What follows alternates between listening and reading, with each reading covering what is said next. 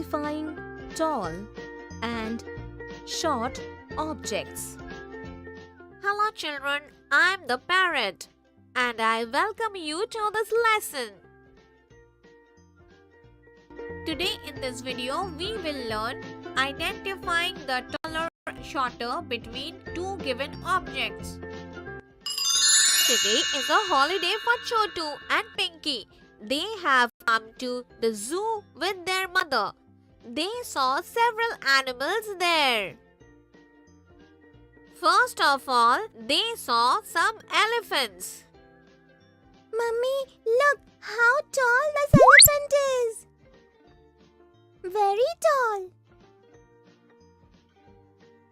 And how short is this elephant, Pinky? It seems that this shorter elephant is the child of this taller elephant.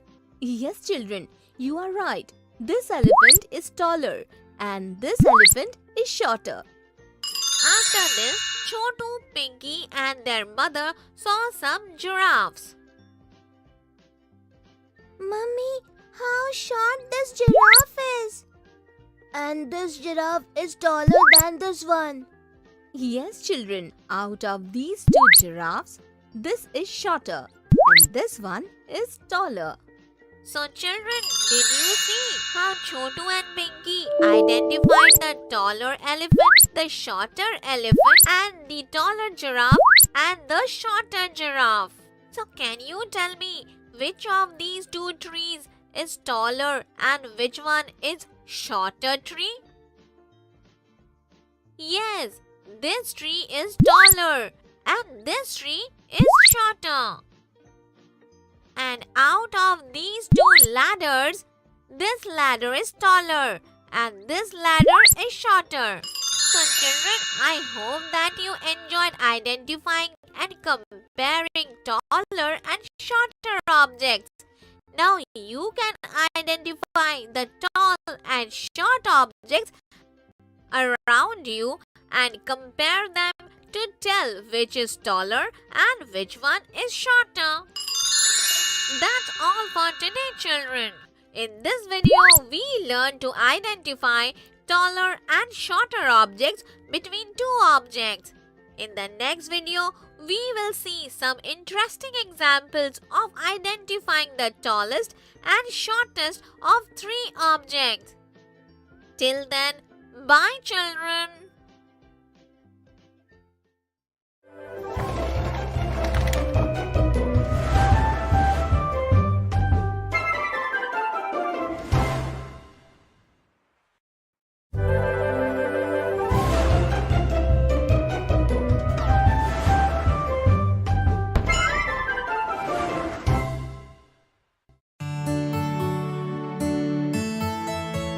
Friends, in this video, we will know about the shapes we can form using straight line and curved line. Hello, Bingu. How are you? Hello, I am doing good. What did you do all these days? I made different shapes using straight lines and curved lines and filled color in them. Wow! Show me. Look, this square is made using these 4 straight lines of same length. This rectangle is also made using straight lines. Yes, but in a rectangle, the opposite lines are of the same measurement. Yes, you are right. I never thought of that. Look, this triangle is also made using 3 straight lines. Yes. And this circle is made using a curved line. Did you make any more shapes using curved lines? I made this oval shape. Oh, yes.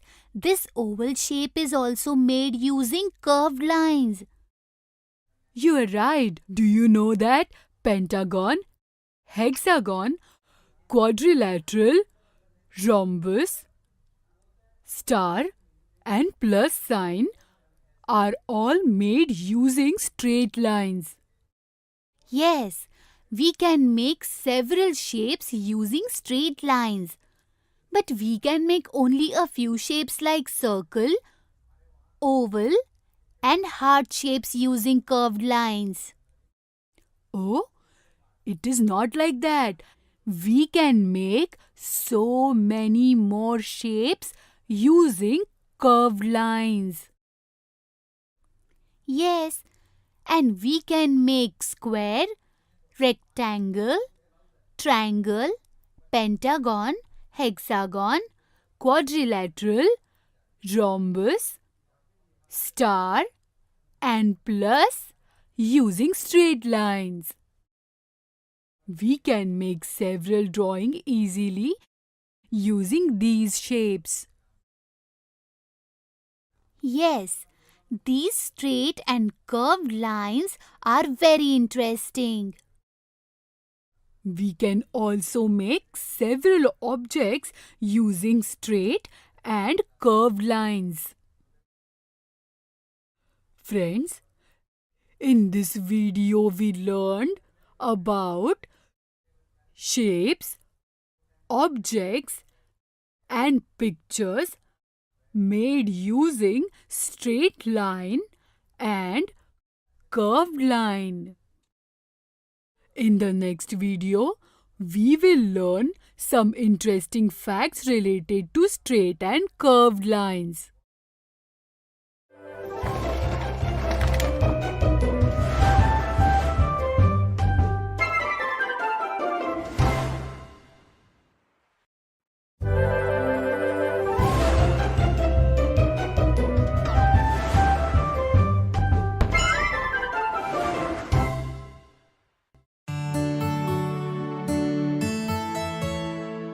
Friends, Tingu and Bingu have gone for a walk without taking the umbrella.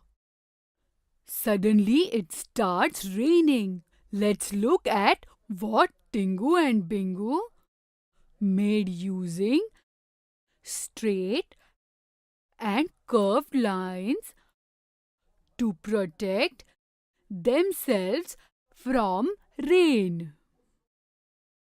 Oh, Bingu, before it starts raining heavily, please find a plan to protect ourselves from the rain.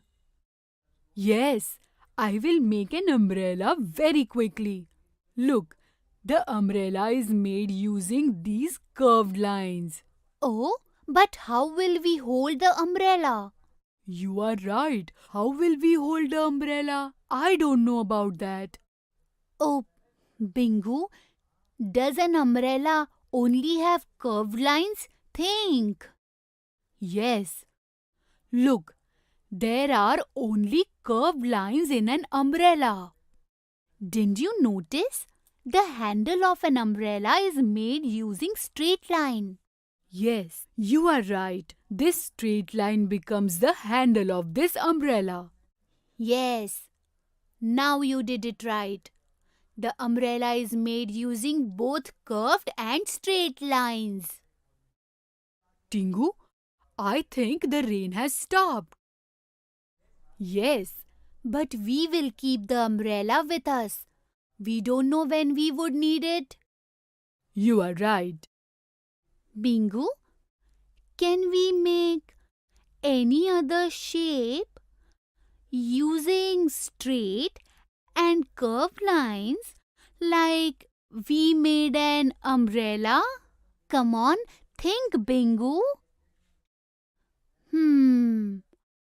Yes, using a curved line and a straight line, we can make a semicircle like this. And yes, a cylinder shape is also made using curved and straight lines. Ha ha ha! We had so much fun and enjoyed rain too. Friends, today we learned about the objects and shapes we can make using the straight and curved lines. In the next video, we will learn about horizontal line sleeping line, vertical line, standing line, and slanted line.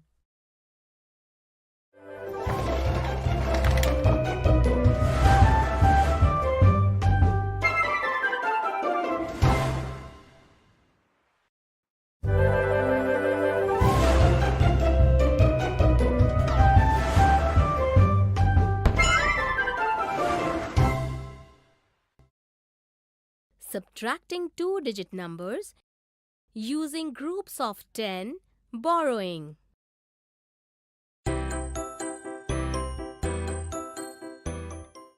Children, Bubbly has gone to the market with her mother today. So while visiting the market, we will use groups of tens to learn subtraction of two-digit numbers with the help of borrowing.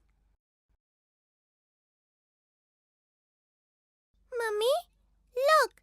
We can get mangoes from there. Brother, how many mangoes are there in one box? There are 10 mangoes in one box. I have 3 tens and 4 ones. Means 34 mangoes. How many mangoes do you want? I want 8 mangoes. Mummy, the mango seller has only 4 loose mangoes. So, how will he give us 8 mangoes? Come on, child. I will empty one box of 10 mangoes in this basket. So look, now there are 10 and 4, 14 mangoes in this basket. Bubbly, now tell me, if you will buy 8 mangoes out of the 14 mangoes, then total how many mangoes would the fruit seller be left with? Mummy, there are 2 boxes of 10 mangoes each, and there are 1, 2, 3, 4, 5 and 6 mangoes in the basket. So the fruit seller would have 2 tens and 6 ones, means 26 mangoes left. Yes. So Bubbly, we subtracted 8 mangoes from 34 mangoes. So now there are 26 mangoes. It means if we will subtract 8 mangoes from 34 mangoes, we would have 26 mangoes left. Mummy, how is subtraction done? Come, I will explain. Look, to subtract 8 from 34, we will write 34 and 8 in the box of ones and tens. 34 means 3 tens and 4 ones. Now we have 8 ones, so we will write it in the box of ones. Its box of tens will stay empty. Now first of all, we will have to subtract 8 from 4 in the box of ones. Yes, but here 4 is smaller than 8 in the box of ones. So how will we subtract 8 from 4? We cannot subtract a big number from a small number. So, we will borrow 1 10 from the number of box of tens. That means the number in the place of ones can borrow 1 10 from its neighbor, isn't it? Yes, absolutely right, Bubbly. Look, now we will write 1 10 and 4 ones, 14 in the box of ones. And we will write 2 tens instead of 3 tens in the box of tens. Yes, now if we will subtract 8 from 14 in the place of ones, then it will be 1, 2, 3, 4, 5 and 6 left. Yes, so we will write 6 in the place of ones. Now we will have 2 tens in the place of tens. So we will have 2 tens only. So the answer will be 26.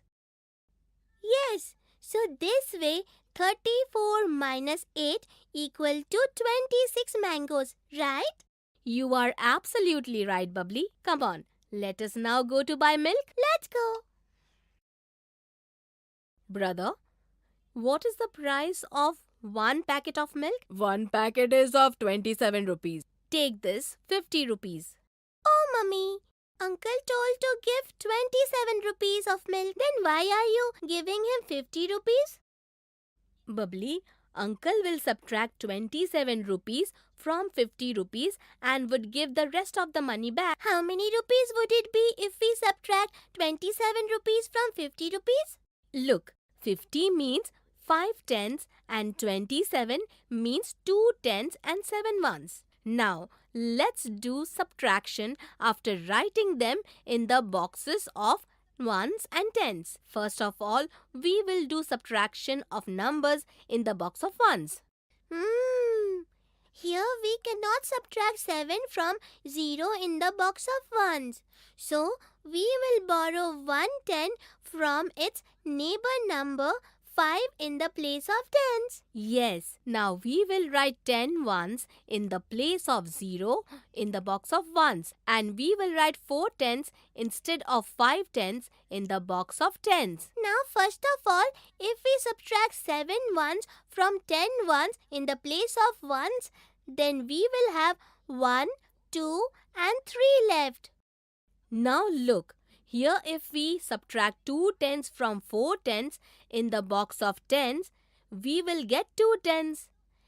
In this way, after subtracting 27 rupees from 50 rupees, the milk seller uncle will return us 2 tens and 3 ones means 23 rupees.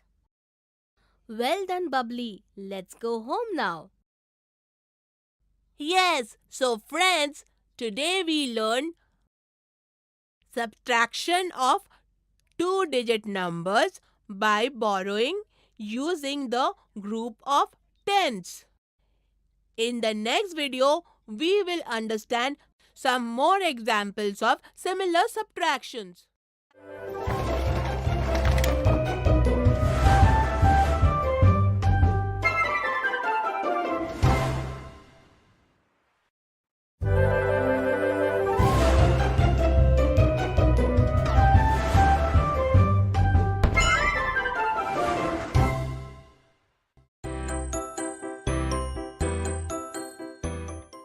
Friends, today in this video, with the help of some more examples, we will try to understand much better the subtraction of two-digit numbers by borrowing using groups of tens.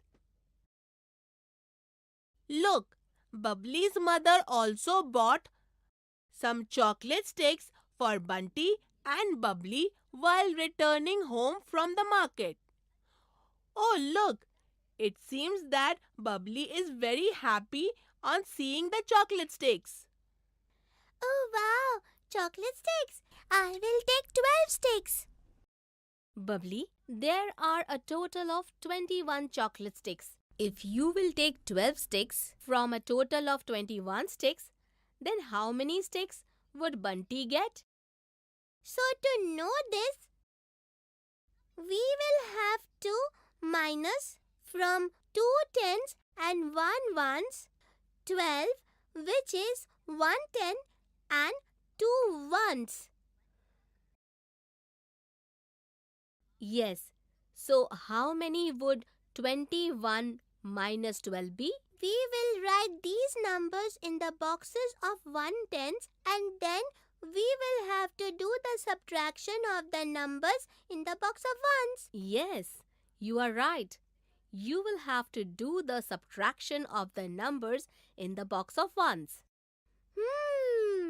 But we cannot subtract 2 from 1 in the box of ones. So we will borrow 1 ten from 2 tens from the box of tens.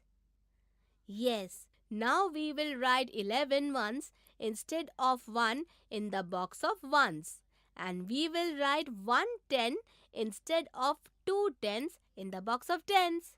And now, first of all, if we will subtract 2 ones from 11, then we will be left with 1, 2, 3, 4, 5, 6, 7, 8 and 9 in the place of ones. Now look, if we will subtract 110 from 110 in the box of tens, then we will get 0. Yes, 21 minus 12 is equal to 9. So, Bunty would have 9 chocolates in his share. Well done, Bubbly. You gave the right answer. You take your chocolate sticks and study. I will come to you shortly. Okay, Mummy. Friends, today we learned how to subtract two-digit numbers using groups of tens, borrowing with the help of an example. In the next video, we will learn how to subtract with the help of Bubbly's abacus without even writing.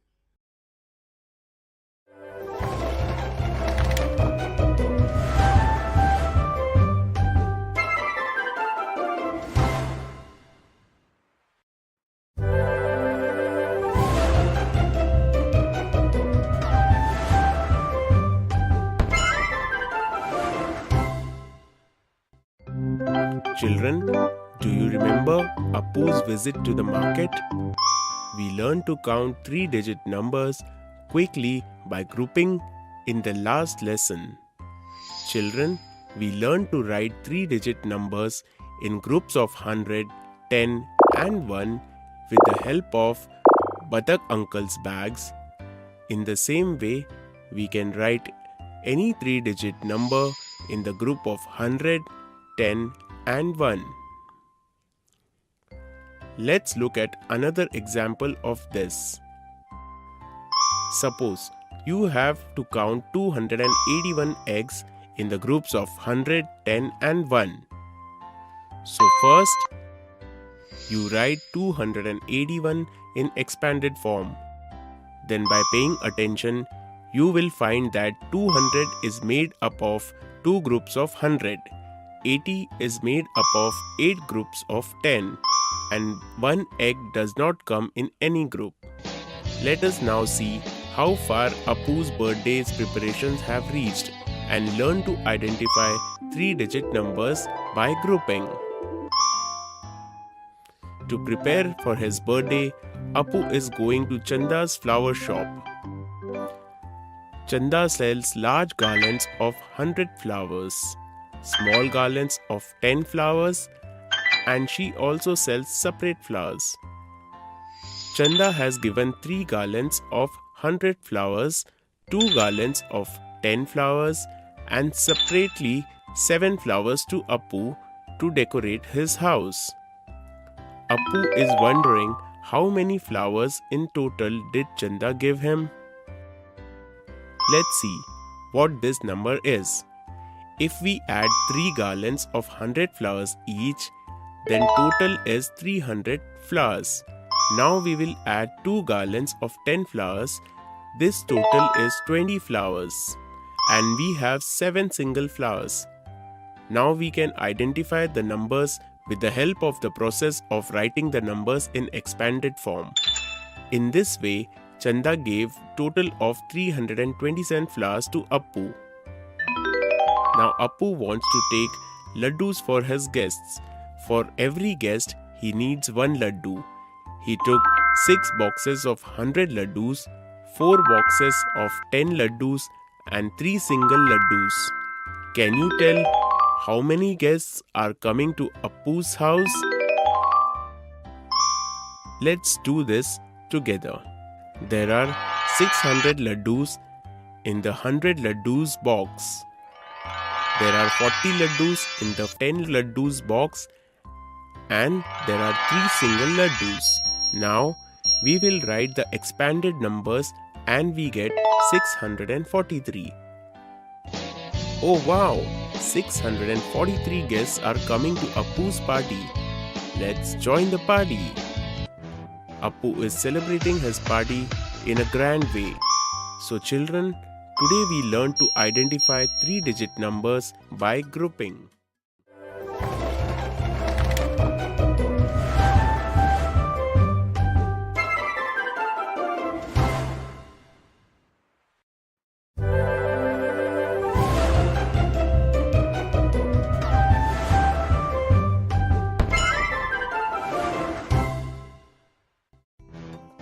Hello children, Did you enjoy Appu's party?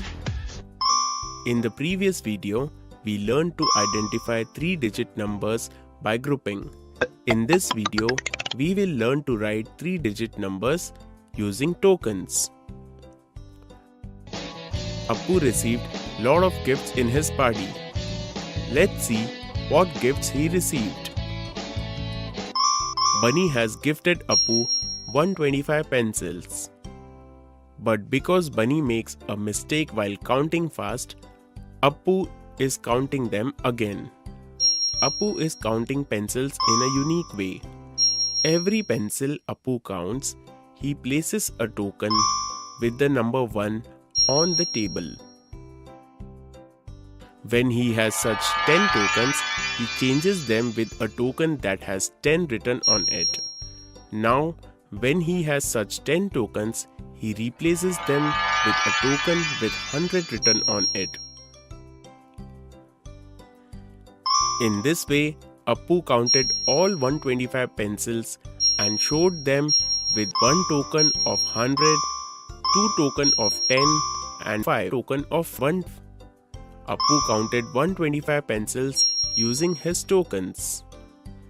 We can easily identify and write 3-digit numbers using such tokens. Using this method, we can write any 3-digit number using Appu's token of 100, 10 and 1. Badbola Batak uncle has given 407 toffees to Appu. Can you write the number of these toffees in the token of 100, 10 and 1? Let's write it together. We can write 407 in this way in the expanded form. We can write 400 as 4 tokens of 100. There are no 2-digit numbers here, so we will not use any token of 10. We will write 0 in the place of the token of 10 and 7 will be shown using 7 tokens of 1 in this manner. In this way, we can write 407 toffees in tokens of 100, 10 and 1. Now Appu is counting the marbles given by Sher Khan using tokens. He used 7 tokens of 100, 6 tokens of 10 and 0 token of 1. Can you write the number of marbles given by Sher Khan with these tokens? Let us understand the process. We can write 7 tokens of 100 for the number 700, then 6 tokens of 10 for 60 and finally there are no tokens for 1. So, we will write 0 in the token of 1. Now we can easily identify 3-digit numbers in this expanded form. Oh wow! Sher Khan gifted Appu 760 marbles. Come on children, complete this table with the process we have learnt.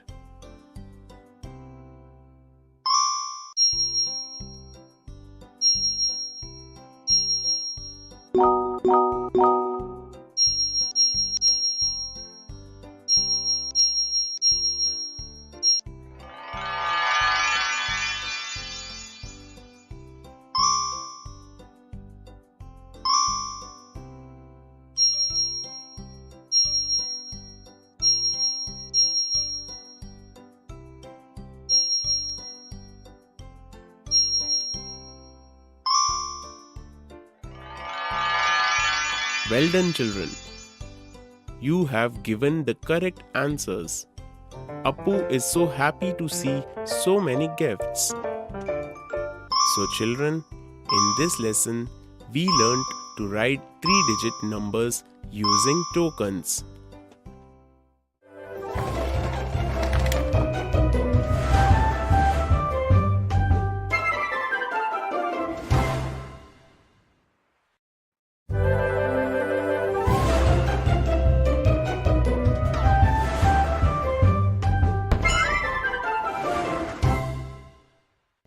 Hello children, in this video we will learn about what is a liter and why do we need to use liter?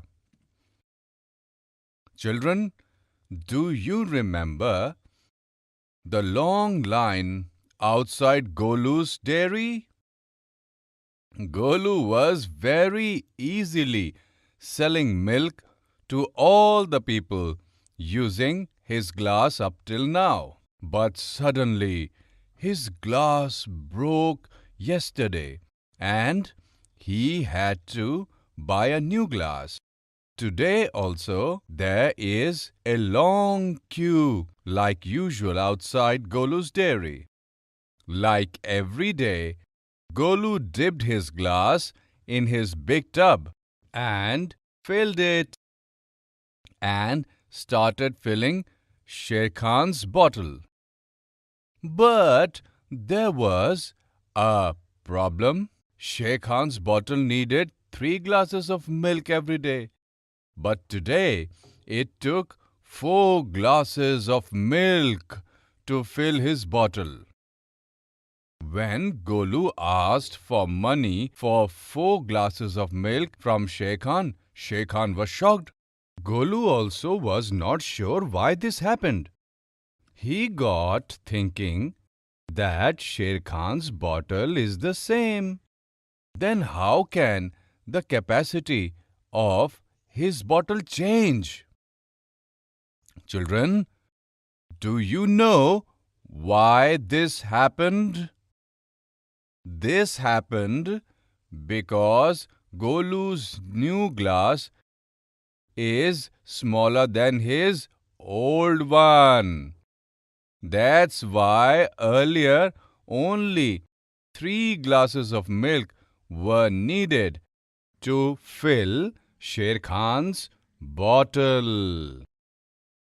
But today with Golu's new glass, his bottle was filled with 4 glasses.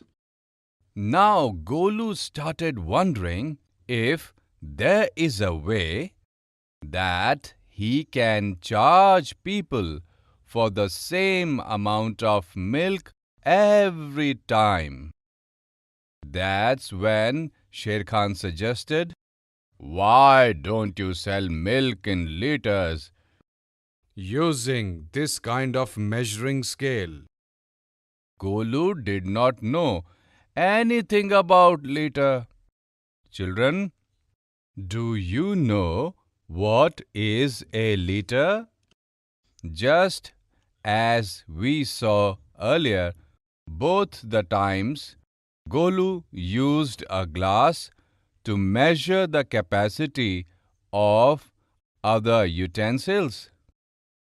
Glass or any utensils may be of one kind, but due to different shapes and measurements, we cannot use them to measure the capacity of other utensils.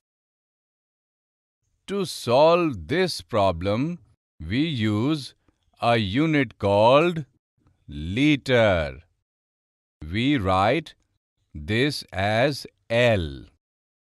A liter is a unit that is always the same. So, we can measure the capacity of the utensils with the help of liter. We represent it with a sign L. When Sher Khan explained this to Golu, he immediately brought a liter measuring scale like this one from the market. Now, Golu started selling milk using this measuring scale and took money from everybody according to the amount of milk per liter.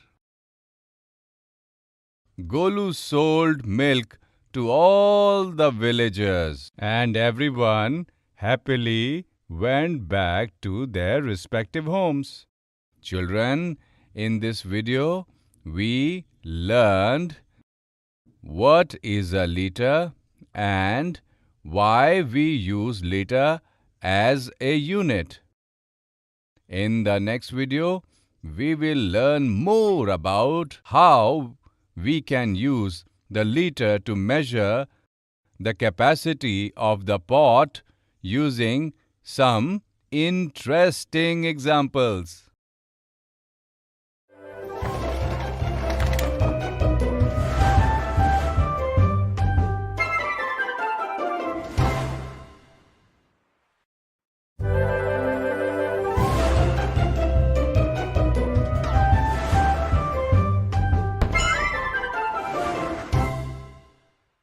Hello children.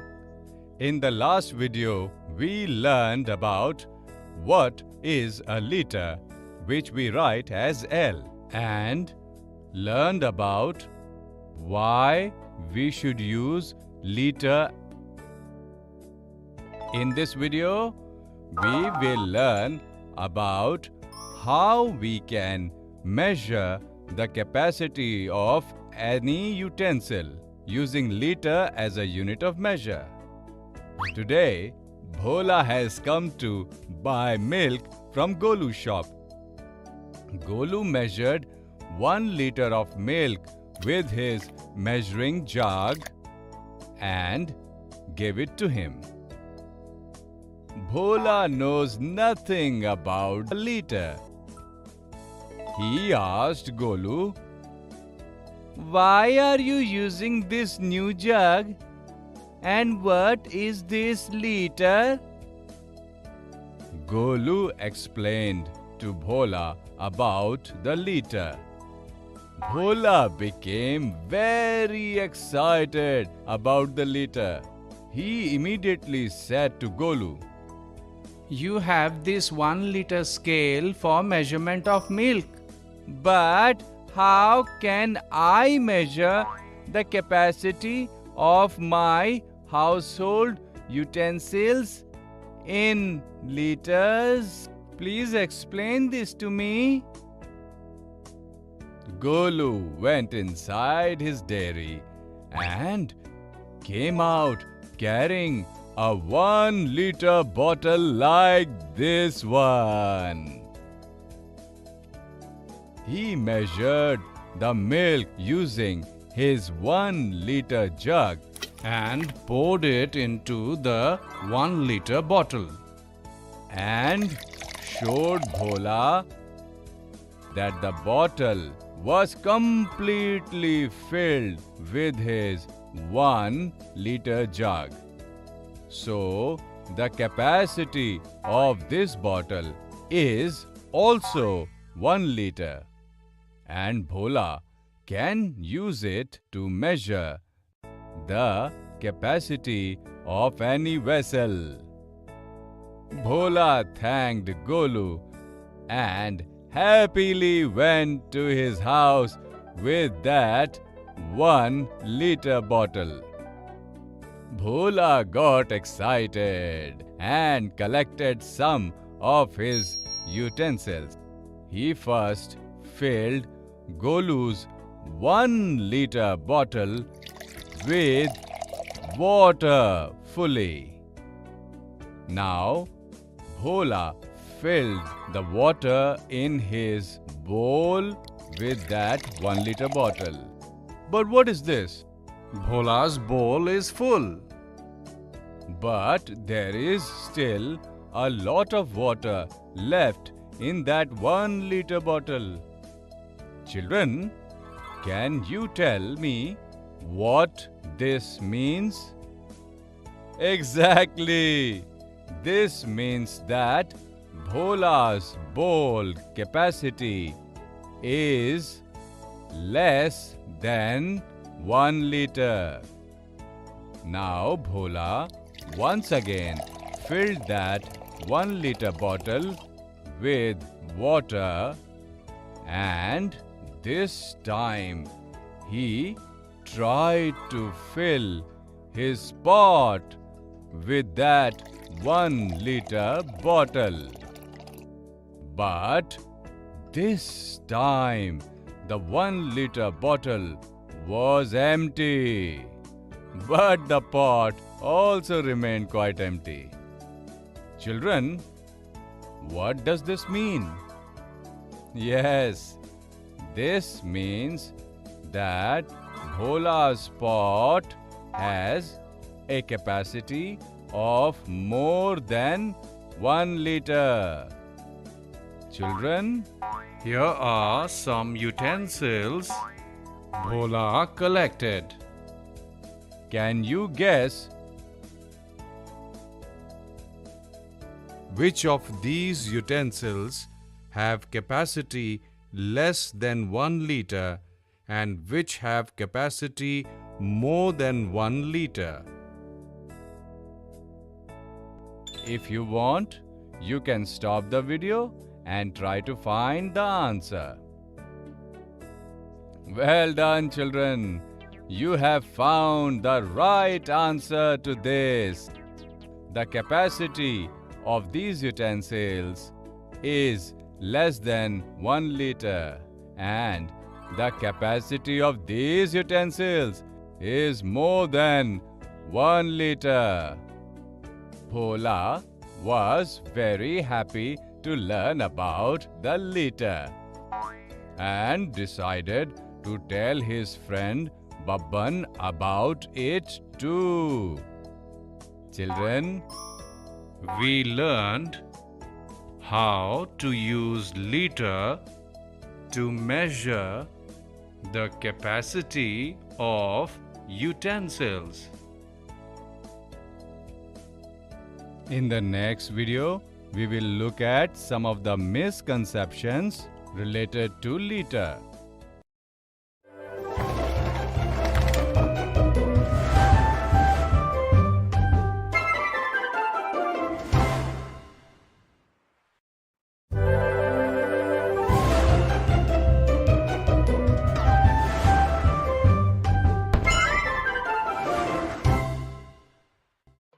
Hello children, in the previous video, we learned about how we can use liter L to measure the capacity of utensils.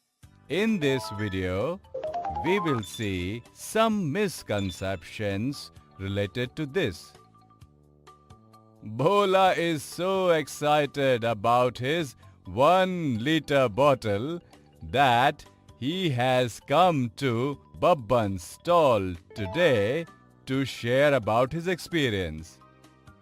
Bhola told Babban everything about measuring the capacity of utensils in liters, and also said about how Golu gave him that 1-liter bottle.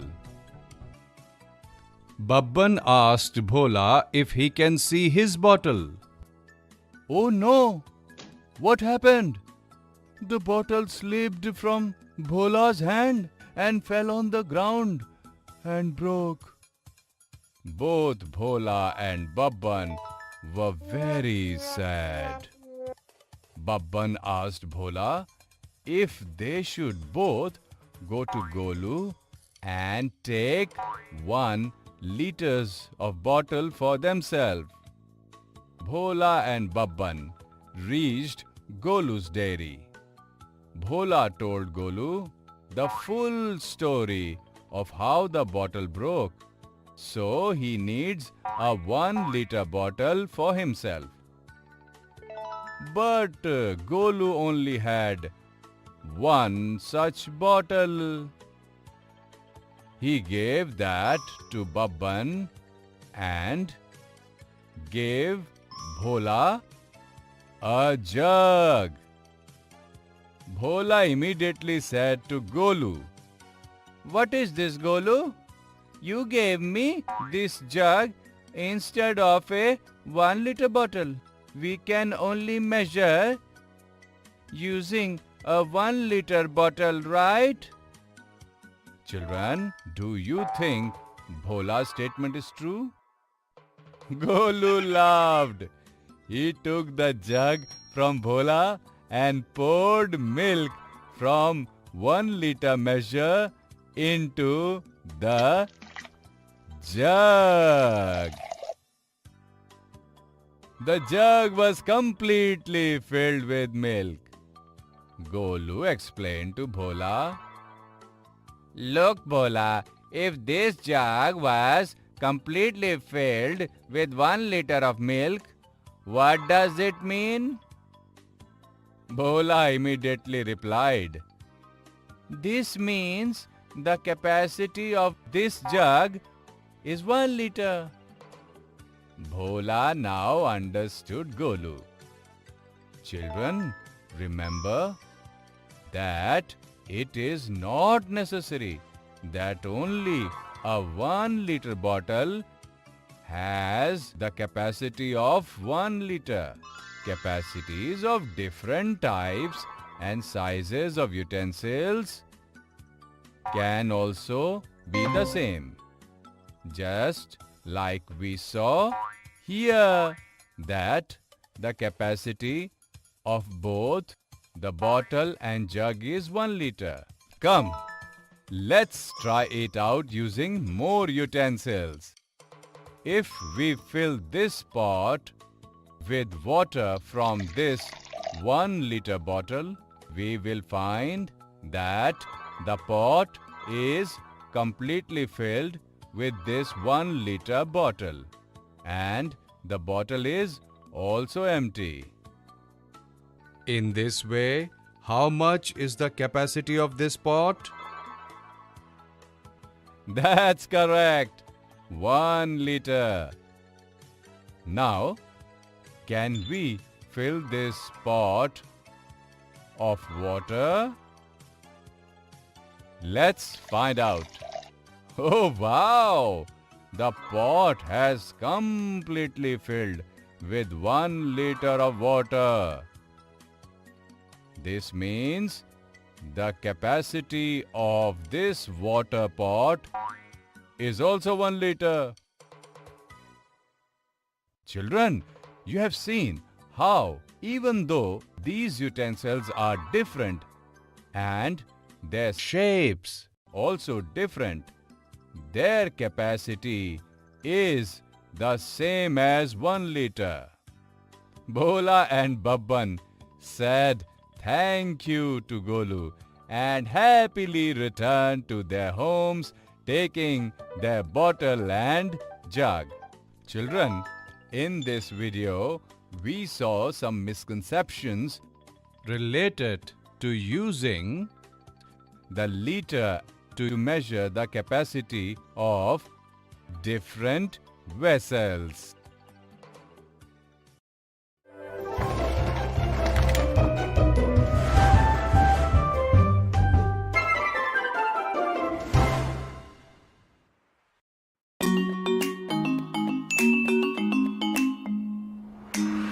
Today is Sunday, a holiday.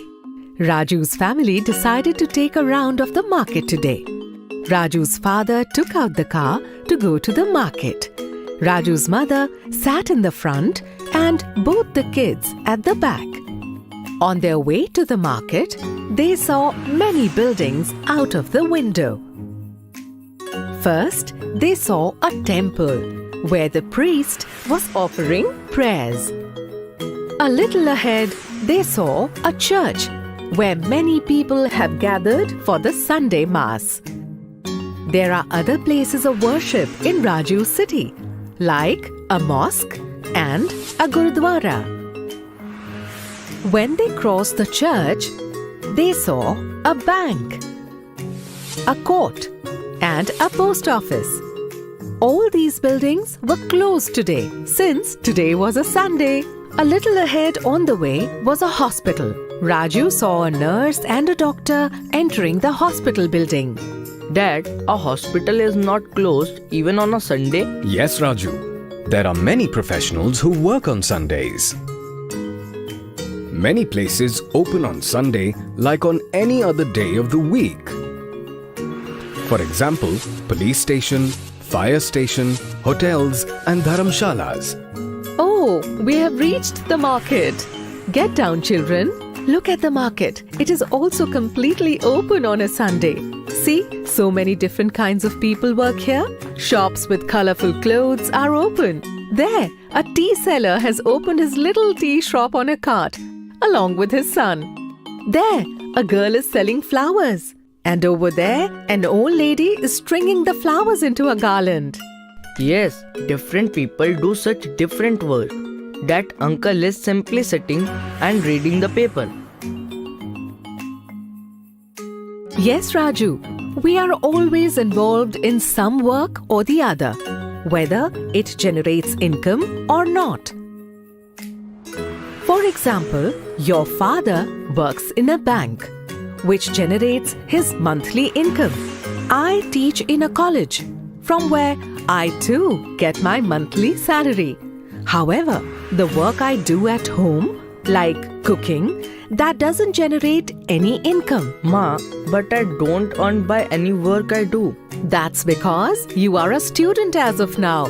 Your job is to study. You focus on that, Raju, so that you and other students get all resources and facilities for learning. Many people, like the principal, teachers, guards, and support staff, work in your school. Okay, now tell me, what do you do from the morning to the evening? I wake up in the morning, I get ready and then I go to school. I study long and hard in the school. When I come back, I play with Deepu, finish my homework, and then at night I help Ma in laying down the dinner table. All of this is a part of your day. The work we do at home and the things we do for ourselves, all of that gets counted as work as well. Yes, Raju. And since one person cannot do all kinds of jobs, that is why we need people who do specific work. For example, if the car engine develops a snag, we need to go to a mechanic. If the tap is leaking, we need to call in a plumber. To travel from here to there, we have to take assistance of rickshaw or auto drivers. I think I will go home and make a list of all the people who do different kinds of jobs. Yes, you must. In that list, make a mention of all people you know or see around you and write down the work they do. But before that, tell me, what all did we talk about today? Today, we talked about the different work that different people do. We learned that some kinds of jobs generate income, others don't. We realized that each moment of life, we are involved in some work or the other. The work we do at home or for ourselves, that is, after all, work too. Well done, Raju. Let's go and buy some good books for you now.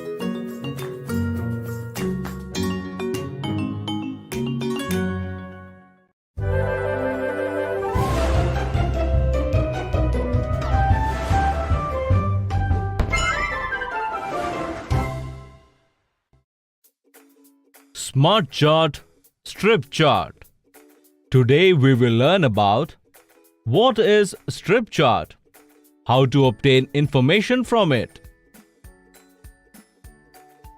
Brother, what are you doing? I am arranging my books.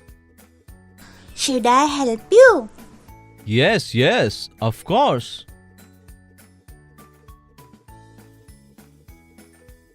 Oh, not like this. I am arranging books according to their height.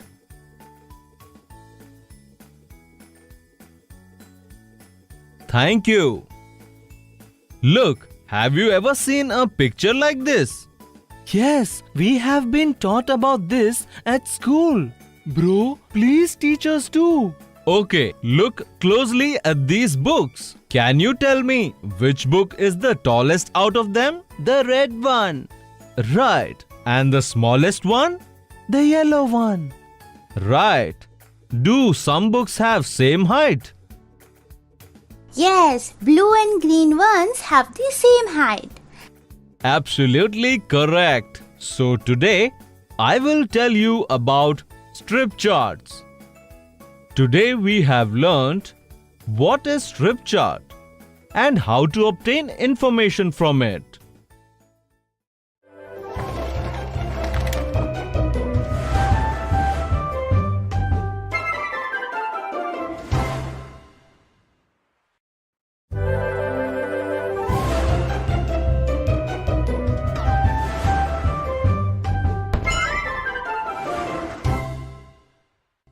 Smart Chart, Strip Chart.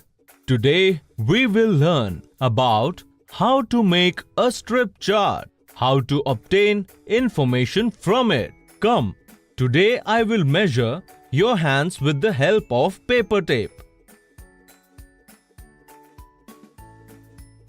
You all have to write your name on it and put it on this chart. In this chart, all your strips are placed with your name and a scale is drawn towards the bottom. By closely looking at this, can anyone tell me who has the longest hands? Rahul and Vipin. How long? 14 centimeter. Absolutely right. Can anyone identify the hands which is less than 11 centimeter in length? Satish and Hari's. Yes, absolutely right. My hand is the smallest of all. Brother, let's make some more strip charts. Sure. Look at these strips. Can you guess and identify the animal having this length of legs? You all can put animal sticker on the right strip. Brother, let me do first. Yes, very good. This one is of elephant. Very good. And this one is of duck. Great. This is of roar, tigers. So have you all understood strip chart properly? Yes, brother. Brother, what are you making for so long? I have made a big chart for you. What will we do with this? Now all of you have to measure a strand of your hair and tell me the length. Vipin, tell me, what is the length of your hair strand? 4 centimeter. And yours, Hari? 3 centimeters. So, who has the lengthiest hair? Mine. How long is your hair from Hari's? 1 centimeter. Vipin, go get a nice haircut. Today, we have learnt about how to make a strip chart and how to obtain information from it.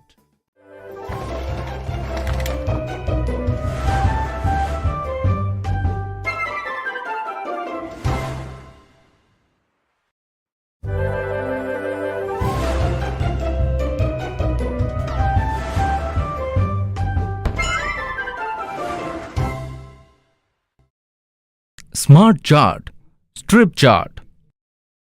In this video, we will learn about some common misconceptions related to strip charts.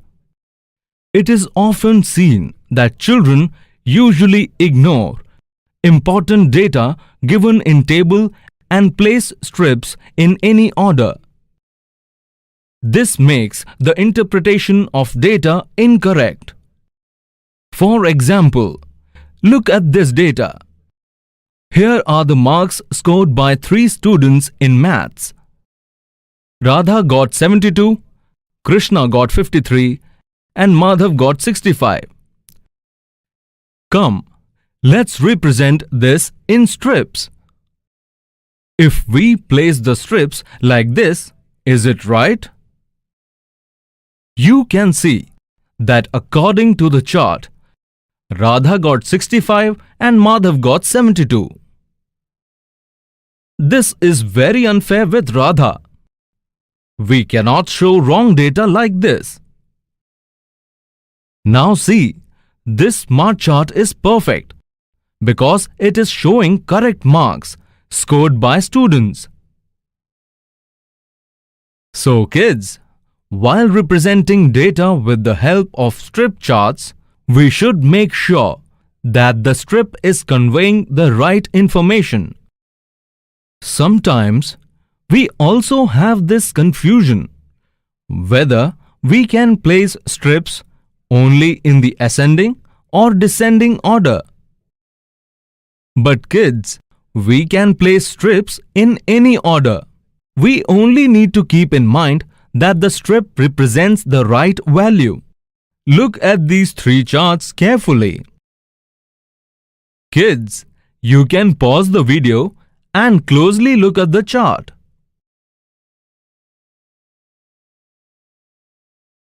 You can rightly interpret data from these three charts. So, we can say strips can be placed in any order, not only in the ascending and descending one. Some people also believe that changing the axis of the chart gives wrong interpretation of data. Look at both these charts carefully. We have only changed the coordinate axis, but still, we are getting the same information from the data. Who has got the highest marks, difference between the highest and lowest marks, etc. So, we can say that changing the axis of the chart doesn't change the interpretation of data in it. So kids, in this video, we have learned about some common misconceptions related to strip charts.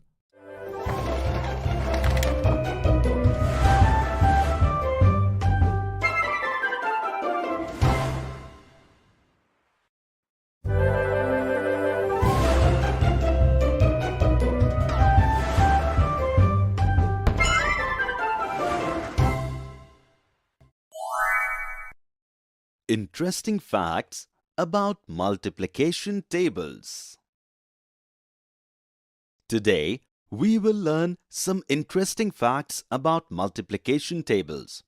Reyansh and Vandana are in the school park and discussing about multiplication tables. Yesterday, I learnt about a few interesting facts about tables on the internet. Interesting facts? Tell me too, Reyansh. Okay, at first, I will tell you interesting facts about multiplication table of 9. Okay, please tell me. This is the table of 9. The next number in the series is 18. If we add both the digits of the number 1 and 8, the answer is 9. Similarly, if we add the digits of any other number from the multiplication table of 9, the answer will be 9. Really? I don't believe it. I will do it myself. Third number in the table of 9 is 27. If we add the digits 2 and 7 of it, we get the answer 9. Fourth number is 36. And adding both 3 and 6, we will also get the answer 9. Fifth number is 45. On adding the digits 4 and 5, the answer is also 9. Sixth number is 54. And now if we add 5 and 4, the answer is again 9. Now I will see the seventh number in the table of 9, that is 63. Adding the digits 6 and 3, the answer again is 9. Wow, this is interesting. When we add all the digits in the multiplication table of 9, the answer is 9. Do you also know some other interesting things about other tables too, Reyansh? Look, these are tables from 1 to 10. Look, if the number line is read from left to right, it shows a special table. The first line shows the table of 1. Second shows that of 2 and the third of 3. So whichever line you read from left to right becomes the table of the number. And reading the lines top to bottom also gives the table of a number. Oh yes, this is an amazing pattern. Like the first line from left to right is table for 1. So is the first line from top to bottom. Similarly, the seventh line from left to right is the table of 7, and so is the seventh line from top to bottom. There must be many such interesting patterns, right? So, Reyansh, do you know more of them? Please tell me. I don't know about any other pattern. Come, let's ask ma'am. Okay, let's go. We learned about interesting patterns in tables.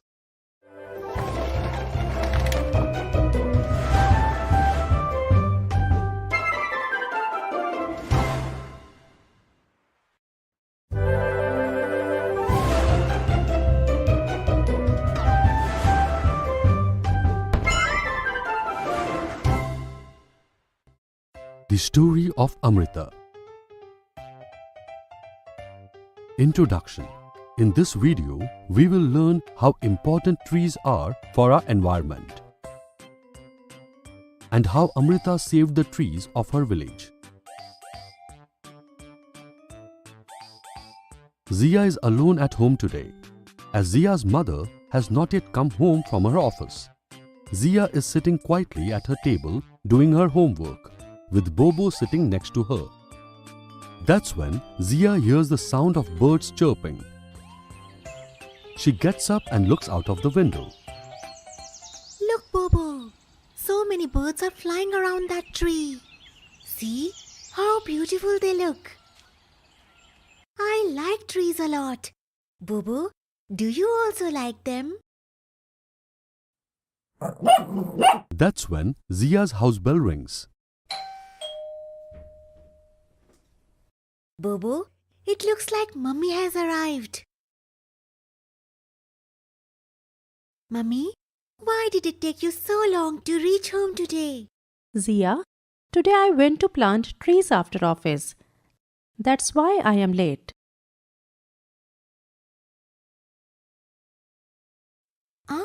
You were planting trees? But why, Mummy? Zia, today is World Environment Day, so we all promised to save the environment by planting trees today. Mummy, why are trees so important to us?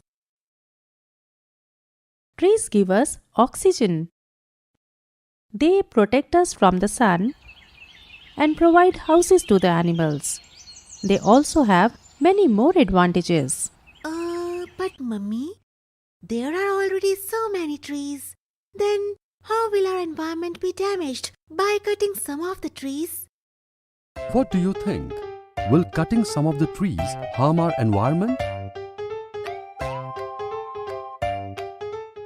Zia, there are not that many trees left in our environment now. So, every tree has become very important for the environment. Zia, what do you think of that tree outside the window? Mummy, I like that tree very much. There are so many birds flying around that tree.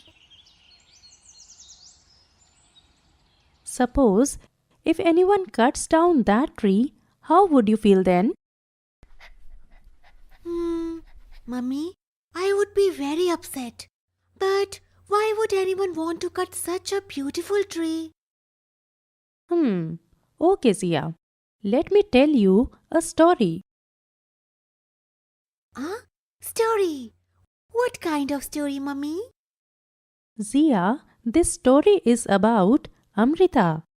It is a true story. About 300 years ago, a girl named Amrita lived in the village of Khejdi near Jodhpur in Rajasthan. Mummy, what kind of name is Khejdi? Do you find this name strange, like Zia? Can you tell why would the village have been named Khejdi? Zia, there were many khejdi trees in this village, due to which the name of that village was Khejdi.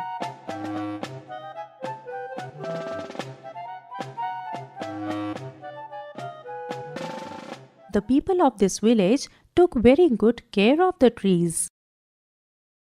All the animals of the village like the monkeys, deers, peacocks, all roamed in the village without any fear. Mummy, did the villagers never kill those animals? Not at all, Zia.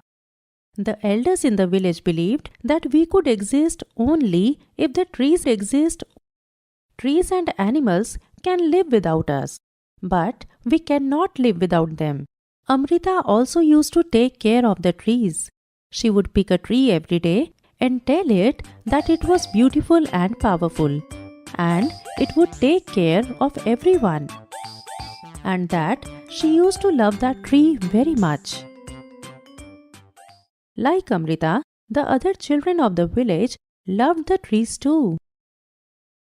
After a few years, Amrita grew up. One day she noticed that some strangers were roaming in their village with axes. With axes? Mummy, who were those people? Zia, those people were the king's men. They were ordered to cut wood for the king's palace. As soon as Amrita came to know about this, she hugged the tree that they were about to cut. Those people did not stop, even after Amrita did this. They attacked her with axes. Amrita fell injured after the first attack, but still she did not leave the tree. On seeing this, the rest of the people of the village hugged the trees as well. And just like Amrita, about 300 people of the village gave their lives for the trees. What? 300 people gave their lives? Yes, Sia. Oh, this is so bad. What happened after that, Mummy? Zia, when the king came to know about this incident, he could not understand how people could give their lives for trees. So, he himself came to the village and was very impressed by seeing the love of the people for the trees. The king ordered that no one will cut the trees or hunt in the village. Have you ever heard of hunters?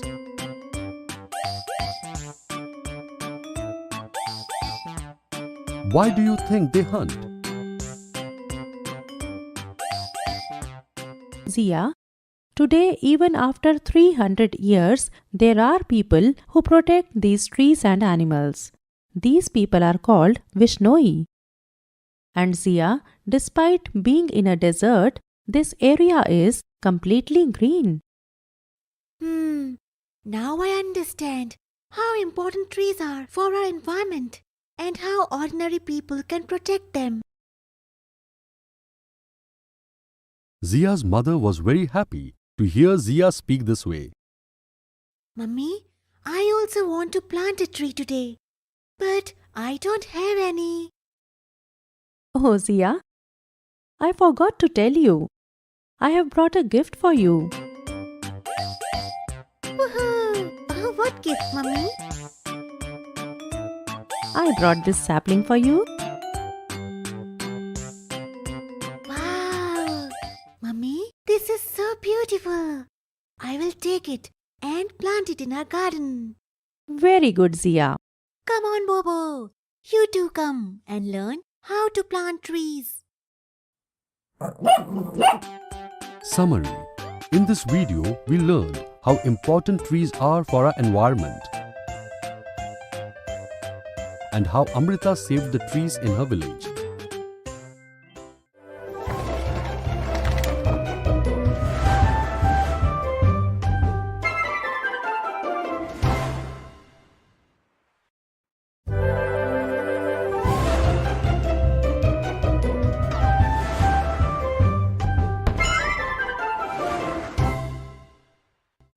Nandita in Mumbai, Part 1.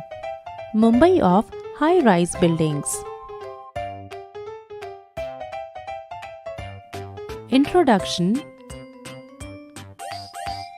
In this video, we will learn about Mumbai city and its beautiful places. Zia has finally returned home after traveling to Mumbai with her mother. her father and Bobo went to the station to pick them up. After getting off the train, Zia and her mother left for home along with her father and Bobo. Zia is happy to be back home, and Bobo is also happy to see her.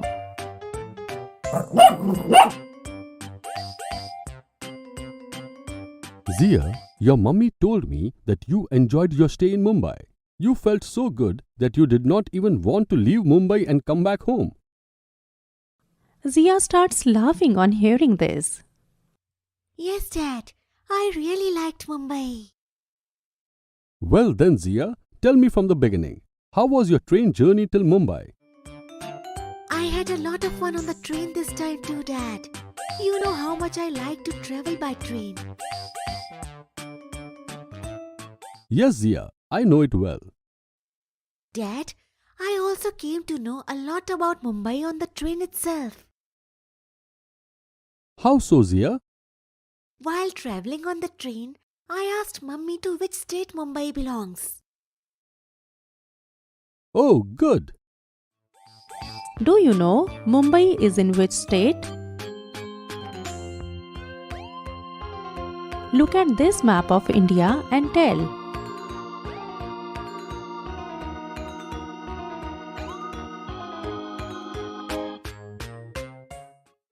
Mummy said that Mumbai is in the state of Maharashtra and it is also its capital. Which state do you live in? What is the name of your state capital? You have become very wise. Zia gets delighted to hear this. And how was the station in Mumbai, Zia? Dad, the station was huge.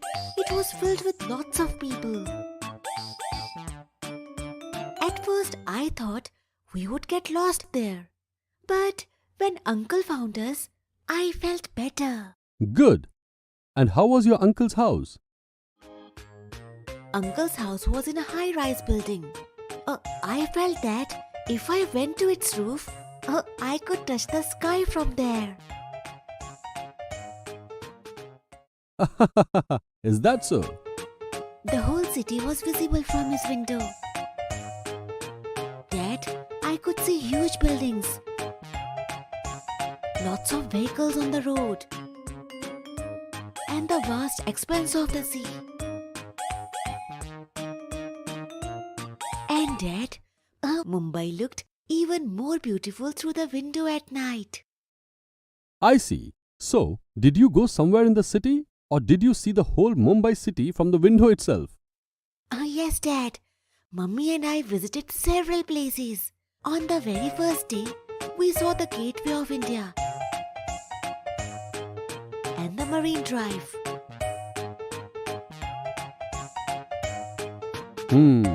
I've heard about those places. Good, Zia. Now tell me, which place did you like the most? Zia starts wondering about the place she likes the most in Mumbai. Have you ever been to Mumbai?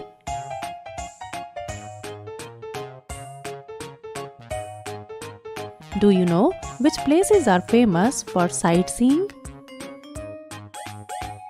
Which place did you like the most?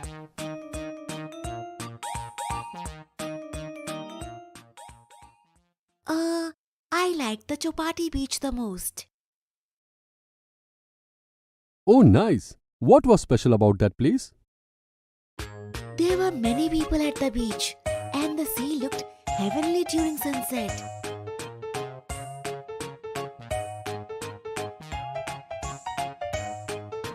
There were also many things to eat.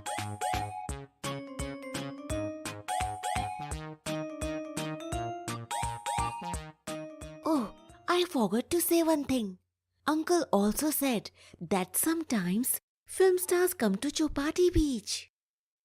Oh, so did you see anyone famous over there? No, Dad. Never mind. Tell me, what did you eat there?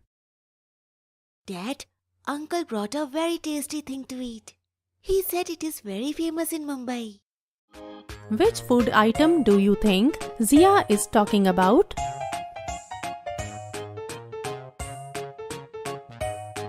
Can you tell which other food items are famous in Mumbai?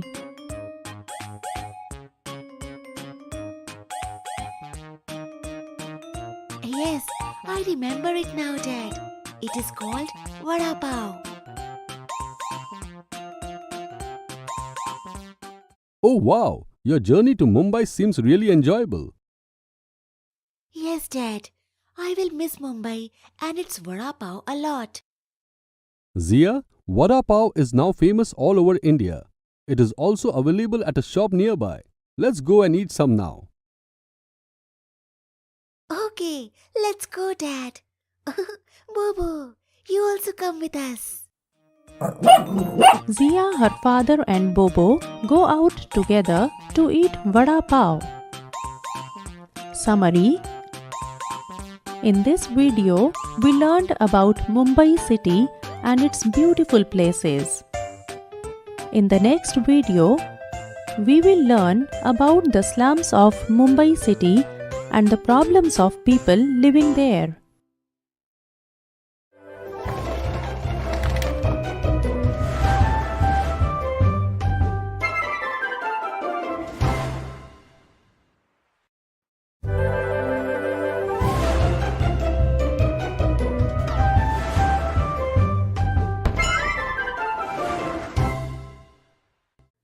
Nandita in Mumbai. Part 2. Slums of Mumbai. In the previous video, we learned about Mumbai city and its beautiful places. Introduction. In this video, we will learn about the slums of Mumbai city and the problems of people living there.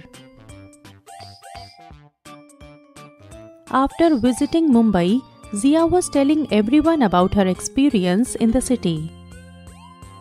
Today, Zia sees Sapna aunty working and thinks of talking to her. Bobo, let's tell Sapna aunty about Mumbai. Sapna aunty, you know, I went to Mumbai a few days ago. Yes, your mother told me. How was your trip? Did you like Mumbai? Yes, I liked it very much. My uncle's house was on a high-rise building.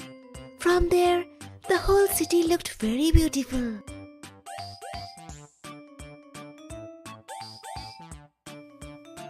Good.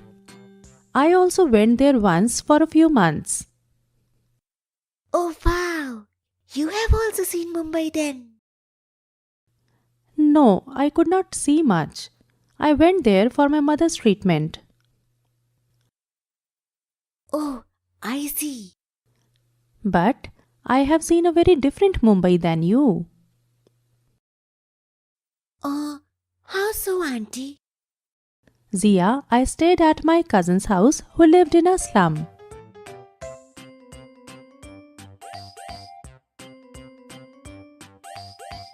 Oh, so how was the slum? The houses in the slum are very small and the roads are very narrow. All the people of a family lived in the same room. They even sit, eat, sleep, and wash clothes in the same room.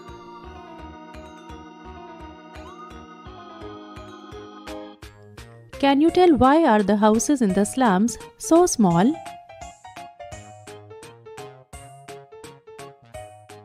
Huh? Then, auntie, it must be very difficult to stay there. Yes, Zia. People have a very hard time staying there. Was the toilet also in the same room? No, Zia. There was a toilet in one corner of every street, and everyone on that street used the same toilet. It was very dirty and smelled really bad. did you do? Initially, I used to feel like vomiting, but gradually I got used to it. But why were the toilets so dirty, Auntie? Well, one reason is that a lot of people used the same toilet. The other reason is the water problems there. Why? Was the water not coming from the tap in the house? There was no tap at all. We used to get up at 4 in the morning to fill water. There used to be a lot of fights for water. And sometimes the water would run out when we arrived a bit late. Why do you think water shortage occurs in cities? What can be done to solve this problem? There was no tap in the house. Yes, Zia. There were no taps in our village too, and we had to go far for water. But there were not so many fights like in the cities. But why does it happen, Auntie? Because there are more people in cities and less water. Then we should not waste water. Do you use water consciously?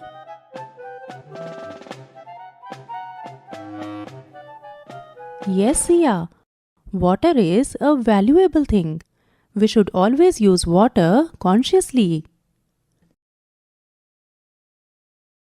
And Auntie, what did you do there all day? Zia, I used to spend all my time in the hospital. I used to go to the hospital by a local train. The train was very crowded. It felt as if the whole world has come there. Forget about getting a place to sit, sometimes there was not even a place to stand.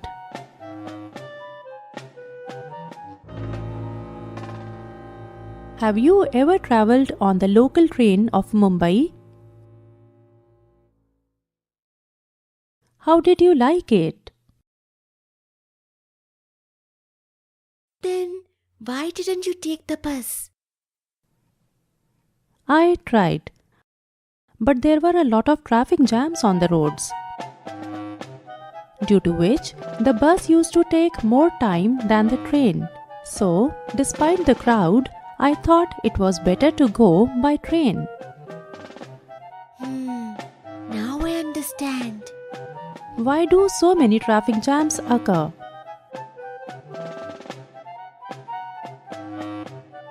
Do so many traffic jams occur in your city or village?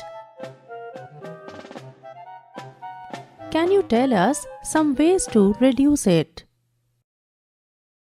So, Auntie, when you used to go to the hospital every day, seeing the beautiful places of Mumbai, did you never feel like visiting them? Yes, Sia.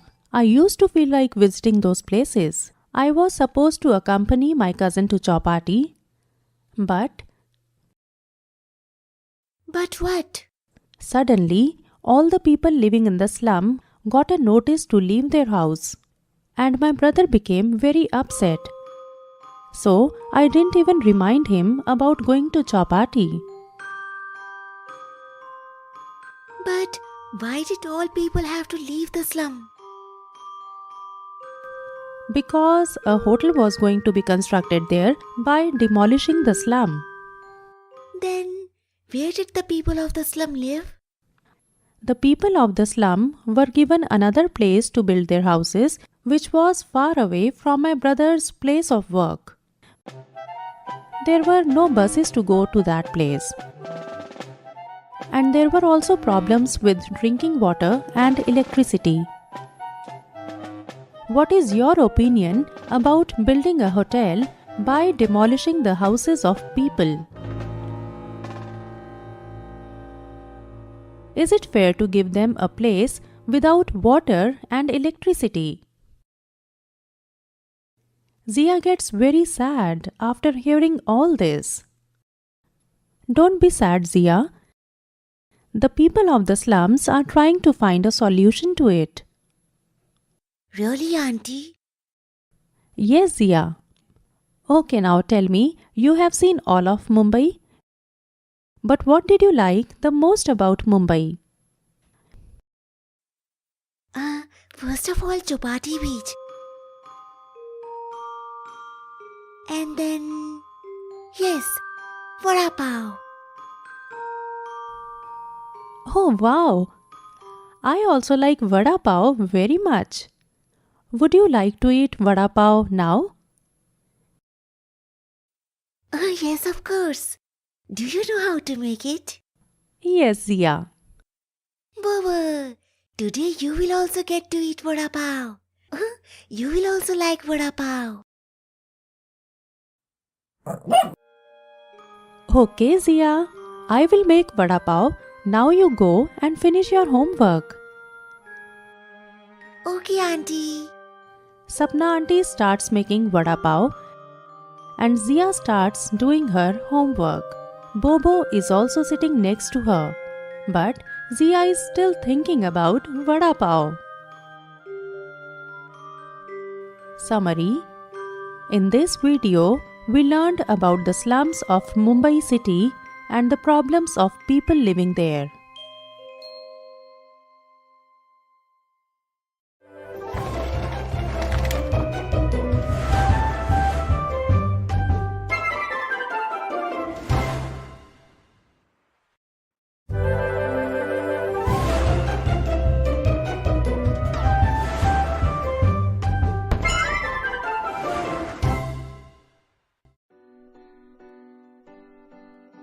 Hello friends, welcome to this video.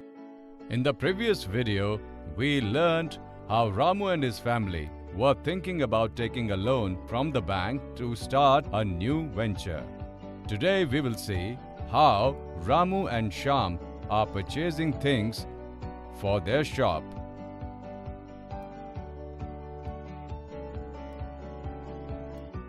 So, our work has finally started. Today I will go to market to buy things for my shop. That is why I have made the list too. Dad, how did you find out how much money is needed to start a stationery shop? Can you tell me? Son, before starting any work, we need to make a list of things we need for that work. Using that list, we will be able to identify how much money is needed to start the work. For instance, I made this list. I have entered the number of items I need, but I need to enter the amount. Then I will get to know how much money is required to buy the things. How is that, Dad? Suppose one book costs rupees 20 and I want to buy 5 in total. Then how much money is required to buy the books? 20 multiplied by 5, that is 100 rupees. Oh wow, Dad! Come on, let us go and buy things and see how much money do we really need. How are you, Mohan? I want these things to open my shop. Tell me the cost of these things. Brother Ramu, one book costs rupees 40 and one pen costs rupees 10. Look, Shyam, the shopkeeper told us the cost of one item. Now, can you tell me the total cost? The cost of books is 40 into 100, that is 4,000 rupees. Cost of pen is 10 into 150, that is 1,500 rupees. The total cost is 4,000 plus 1,500, that is 5,500. Yes, that's how we find out the total cost. Okay, now take 1/4 of the books we bought and give them to your uncle and ask him to pay rupees 1,500 for them. Okay, Dad. But first tell me how many books you will give him. You can pause the video if you want and think about it.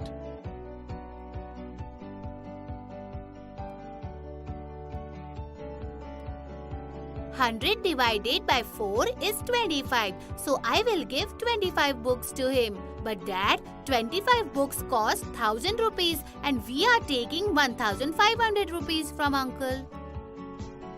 Yes, son. This is the profit. When we buy an item at a lesser price and sell it at a higher price, then we will get a profit. If we sell the books costing 1000 rupees for 1500 rupees, then our profit is rupees 500. Oh wow, Dad, this is very interesting.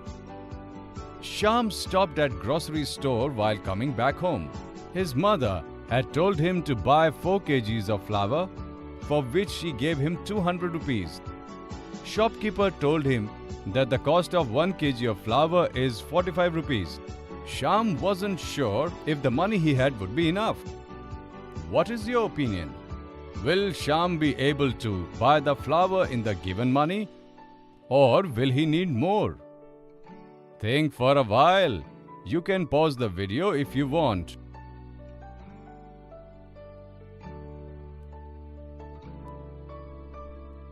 If the cost of 1 kg flour is 45 rupees, so the cost of 4 kgs of flour would be 4 times 45, that is 180 rupees.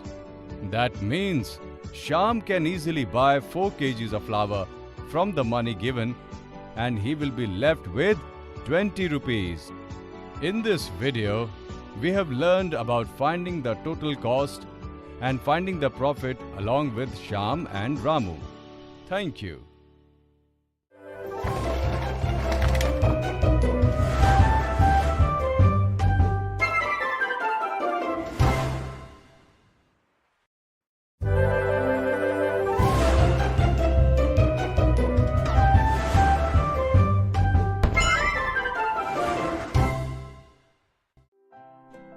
Hello friends, welcome to this video.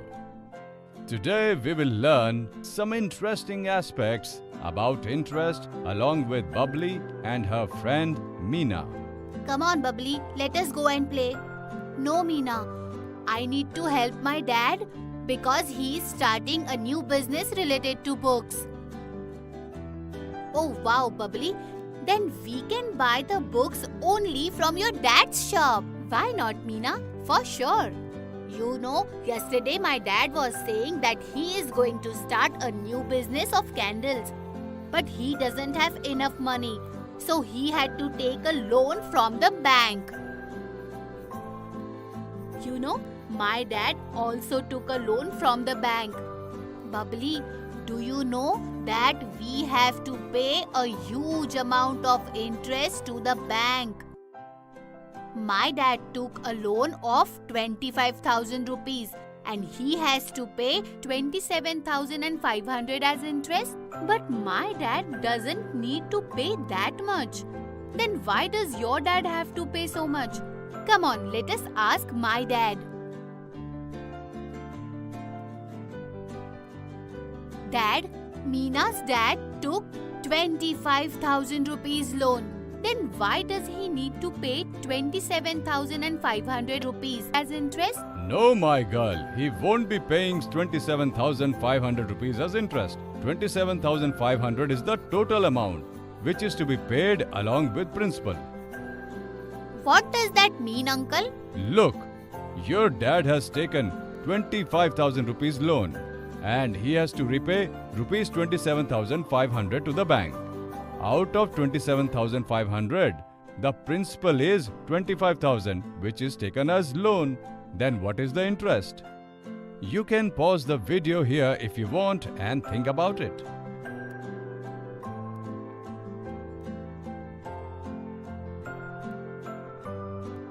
$27,500 minus 25,000 is equal to 2,500. That means the interest is only rupees 2,500 because total outstanding amount is principal plus interest. Okay, uncle.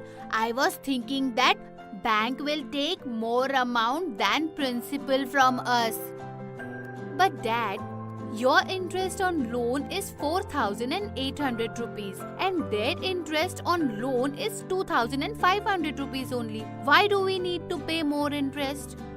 Because interest changes according to the loan amount. The interest depends upon the amount of loan taken from the bank. We need to pay lower interest for a lesser amount and higher interest for more amount.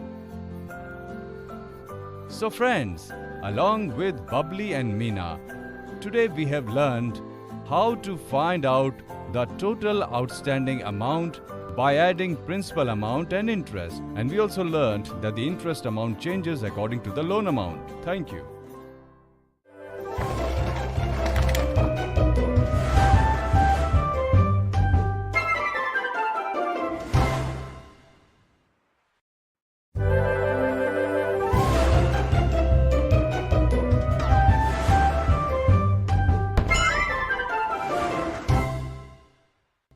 Children, in this lesson, we will learn about the scales on maps.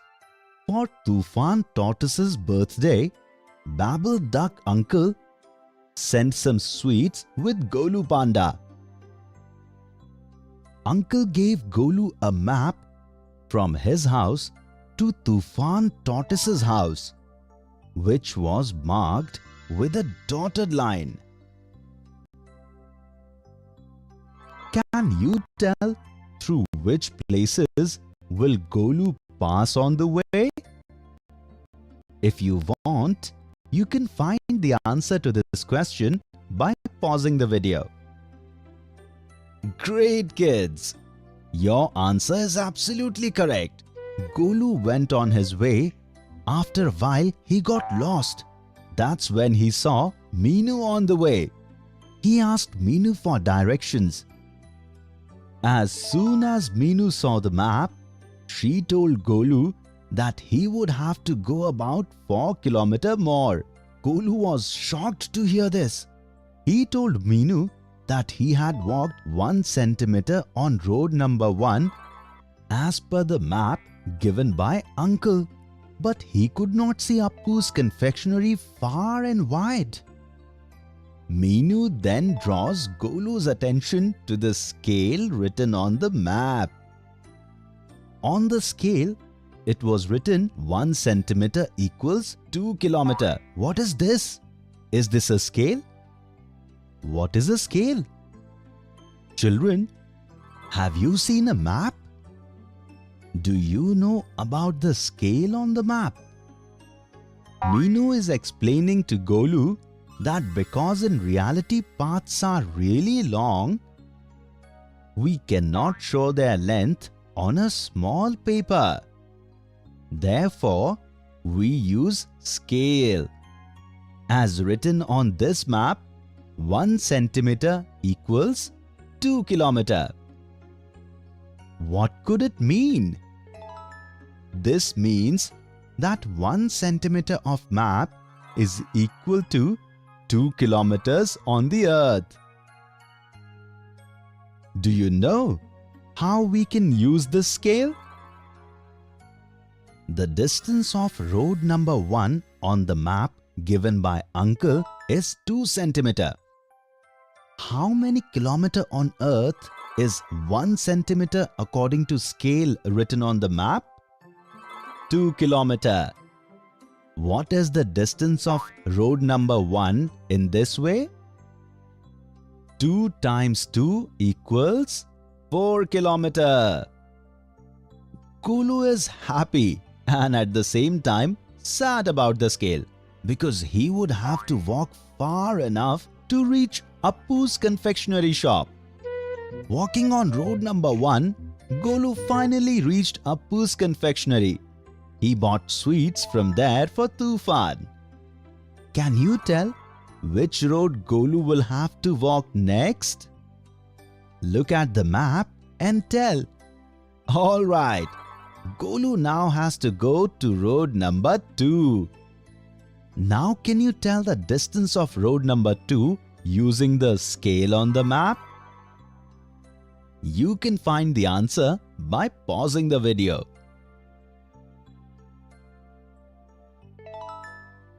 Kids, your answer is absolutely correct. The distance of road number 2 is 8 kilometer.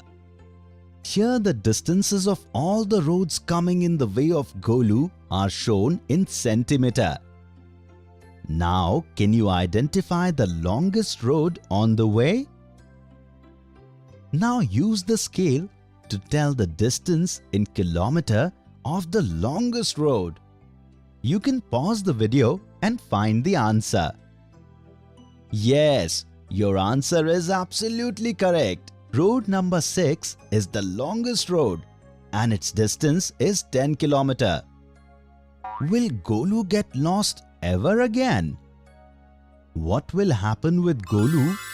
We will see in next video. Children, in this lesson, we learned about the scale on the maps.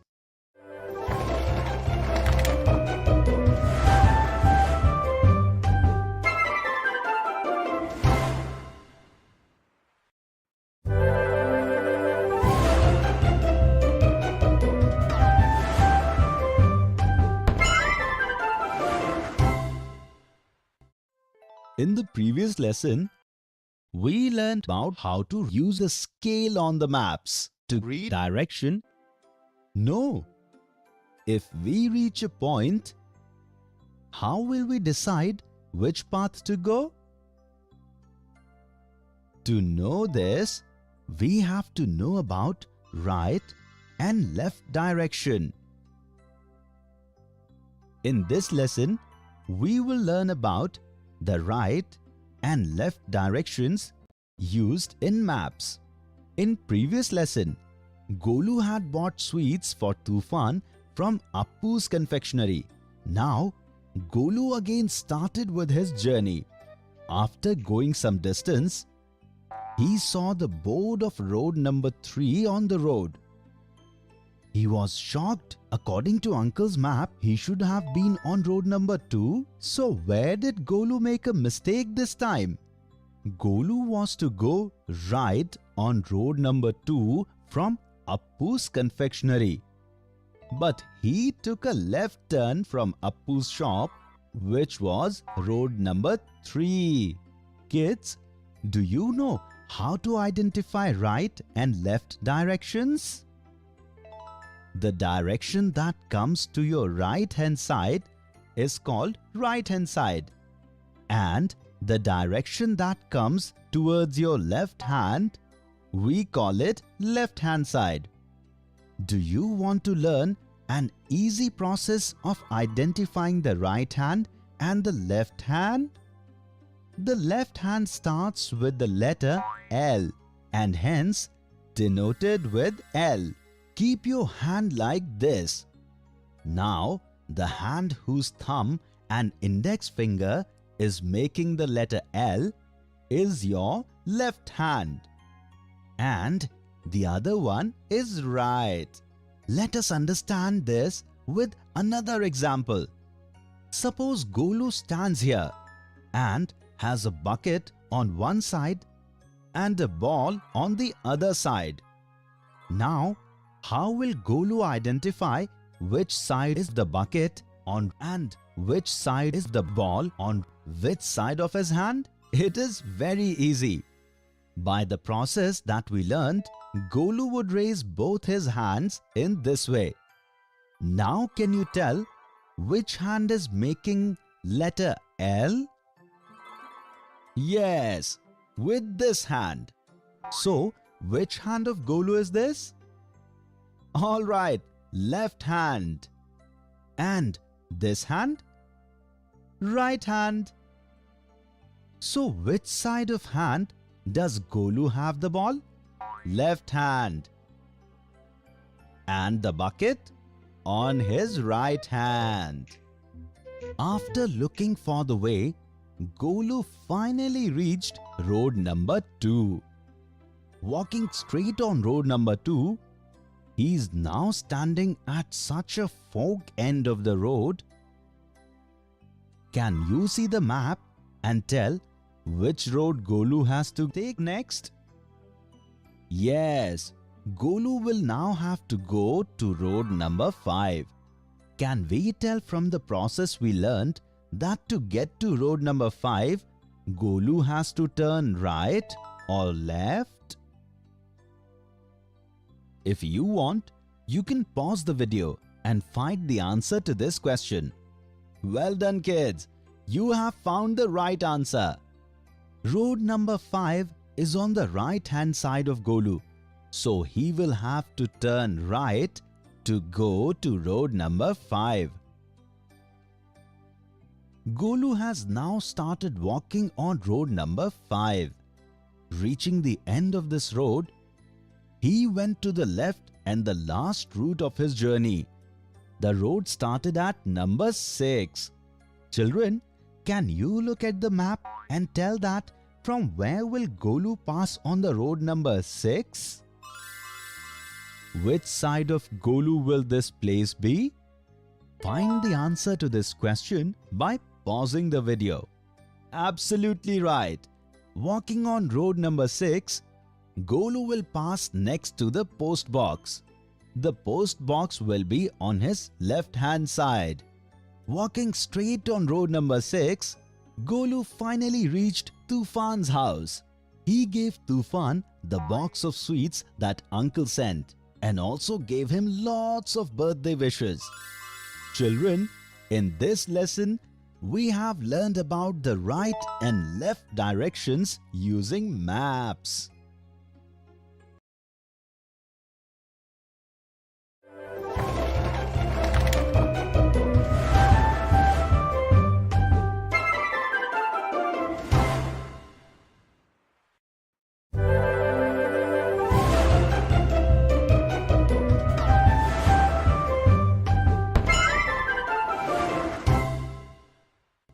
Children, in this lesson, we will see use of scale and direction in the maps. One day, Bablu reached the village of Ulta Pulta. As soon as he reached the gate to go inside, he found a map which was upside down. Bablu was extremely naughty. He immediately went inside the village, but there was nobody in Ulta Pulta village. He got a little scared and wanted to come out of the same gate where he entered from, but it was closed. Then he recalled that he has a map of the Ulta Pulta village, but Bablu did not know how to read the map. Can you help Bablu to get out of the Ulta Pulta village? Pause the video and look for a way to get out of the village. Absolutely right. Bablu can use any of these routes to get out of the Ulta Pulta village. Here, the length of paths of Ulta Pulta village is written in centimeters. If Bablu is standing near the gate going in, so can you find the shortest way to get out of it using the scale written on the map? How long is this road? You can find the answer to this question by pausing the video. Yes, by using way 1. We can take Bablu out of the village of Ulta Pulta by the shortest route. We add the length of these 4 roads. How many centimeters will we get? 13 centimeter. Can you really tell the distance by looking at the scale written on this map? You can think by pausing the video if you want. 1 centimeter of map is equal to 5 kilometer on the earth. Therefore, how many kilometer will 13 centimeter be? 13 times 5, that is 65 kilometer. The length of the shortest route actually is 65 kilometer.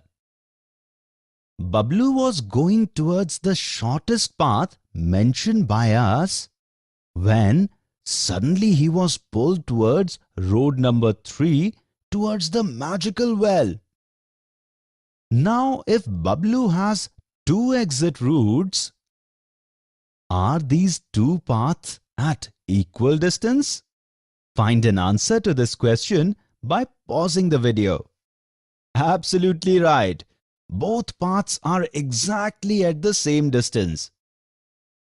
The total distance on the map is 16 centimeter.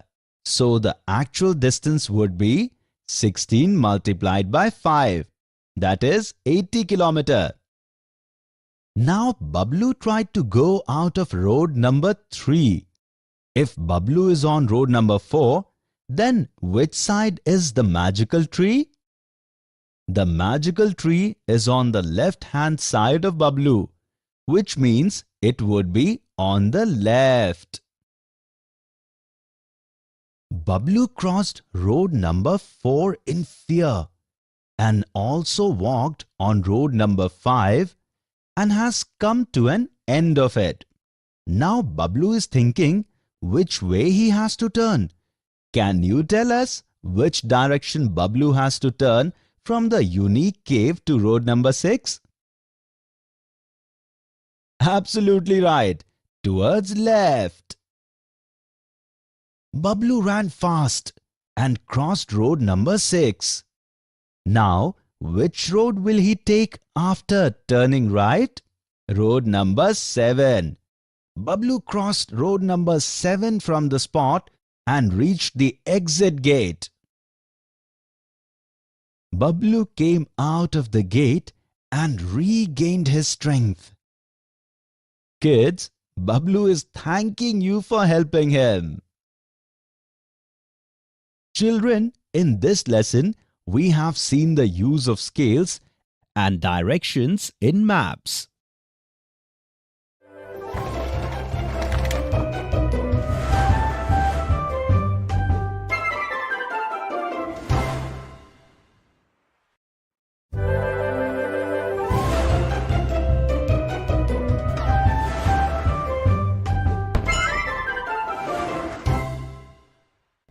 We all have pledged to save water.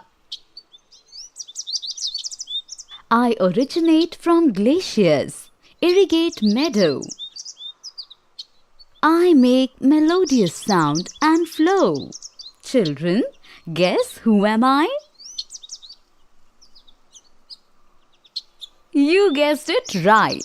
I am the river. My name is Satluj. Many rivers like me flow through various states, cities, towns and villages.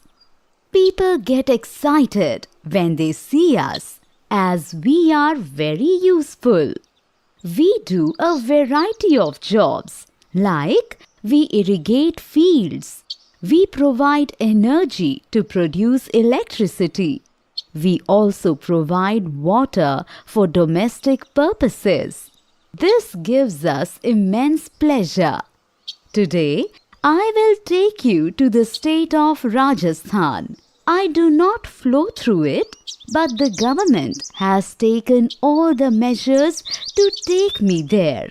I got to know that there is scarcity of water. So, let's go to a small village in Rajasthan. The objectives of this video are 1. To understand the importance of well, Bauli in ancient times in India. To understand the source of water in a well and Bauli.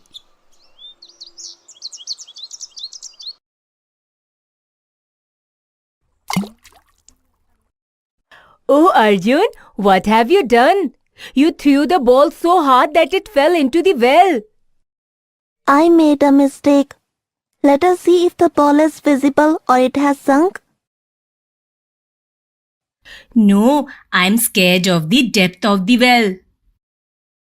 Okay, then let me look into the well. Bhuvan, I cannot see the ball, but the level of water seems low. What are you saying?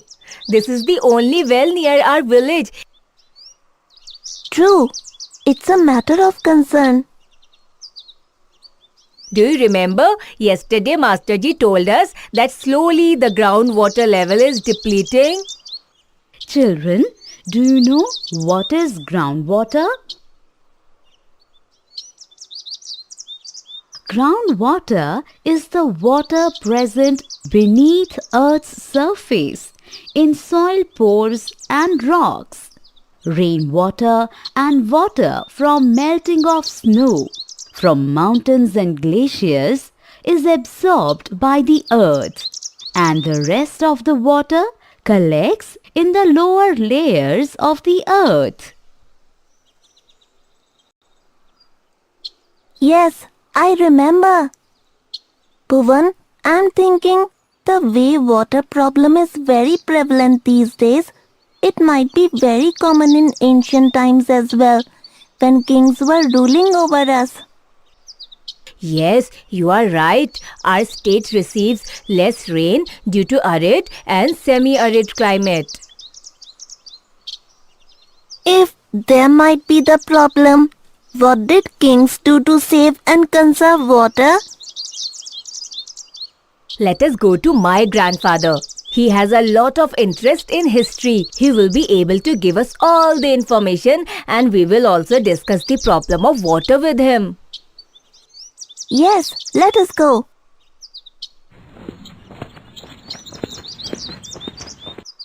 Namaste, Dadaji. You're sitting here, and I went home looking for you. Namaste, children. In the evening, I usually come here and sit on the steps of this lake. I get a lot of peace. Even I love to visit this place. In the morning, people do different things here. They exercise, perform puja, etc. Children, do you know how these ghats were important in ancient days?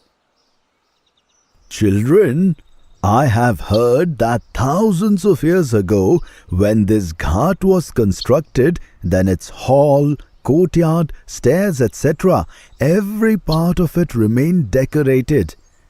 People used to come here to celebrate festivals, worship the lake. Children came to study in school constructed here. Great, Dadaji. People had great fun here. Yes, children. People had great fun, but at the same time they were equally concerned about the cleanliness of the ghat because they always felt it belonged to them. Even lake was cleaned as they were particular about the cleanliness of ghat. You are right, Dadaji. Cleaning is very important to maintain anything. Dadaji, why are you looking upset? I am thinking that the level of water is depleting in the lake and it also rains less in our state. Really, Dadaji? The level of water seemed lower even in the well. Dadaji, we want to know what people used to do in ancient times when there was scarcity of water due to the climate of the state. Yesterday, in history class, our teacher told us that in ancient times, kings were aware of the water problem, so they kept on constructing lakes, baulis, wells, ponds, etc. to store rainwater. It is right, children. Bauli was a big, broad well which had steps to go inside it. They are still there, but now most of them have dried up. Wow! Steps to go into the well. It's amazing. Let me tell you something very interesting. Thousands of years ago, a traveler named Al-Biruni came to India from Uzbekistan. He carefully observed everything he saw here, particularly the architecture. He made special mention of the ponds constructed here and praised them a lot. Dadaji, it's a matter of pride that our architecture is world famous. Right.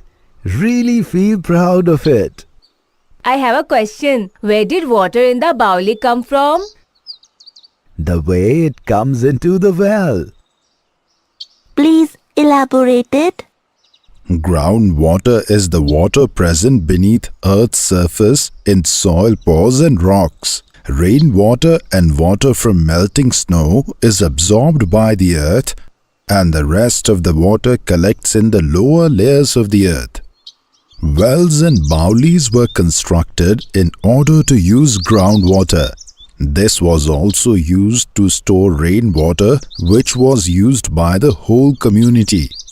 Steps and platforms were constructed around these baulis so that people could reach the depth to use water.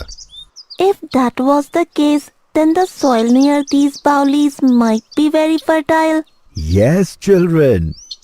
Dadaji, in olden days, people used well and baulis to use groundwater. In present days, which are the sources that enable us to use groundwater? In present days, people dig hand pumps, tube wells, etc. to use groundwater. Dadaji, as you told that baulis were so useful, can't they be reconstructed? Due to over-construction and industrialization, the groundwater level has depleted. It seems difficult to reconstruct these baulis. Children, beside over-construction and industrialization, what can be the other reasons of groundwater depletion? Let me give you some hints. They are the same reasons due to which many rivers have dried out. Dadaji, this is how the whole community used to store water. How did people store water at their homes? In Rajasthan, during ancient times, houses were made of stone and lime. Rainwater collected on the terrace was carried to the tank where this water was stored. What is tank? Tank is an underground covered hole. It was used to store drinking water and rainwater. Even nowadays, people use it for the same purpose. Great, Dadaji. It means we still use the old techniques. Dadaji, these days there is scarcity of water and we are also growing in population. It's a matter of concern. Yes, children, it's a matter of concern. Do you know, to combat the water problem in our state, the government has built a canal called Rajasthan Canal or Indira Gandhi Canal. It is the longest canal in our country. Through this canal, water from river Satluj has been brought to our state. This water is used for irrigation and other purposes. Children, I told you in the beginning that the government has planned to take me to Rajasthan. Dadaji, it's great news. Yes, dear. The problem of water is not only confined to our state, but it's a worldwide issue. If we don't gird up now, it will be very late. You are right, Dadaji. Today you informed us about how people used to conserve water in ancient times. The information was quite fruitful. Dadaji, but this is also true that this is a worldwide problem. I hope you all would have gathered information about how people in Rajasthan used to conserve water in olden days. But the problem of scarcity of water happening these days is a matter of concern. In the next video, we will discuss the reasons of scarcity of water and how can we overcome this problem. Till then, keep thinking and saving water.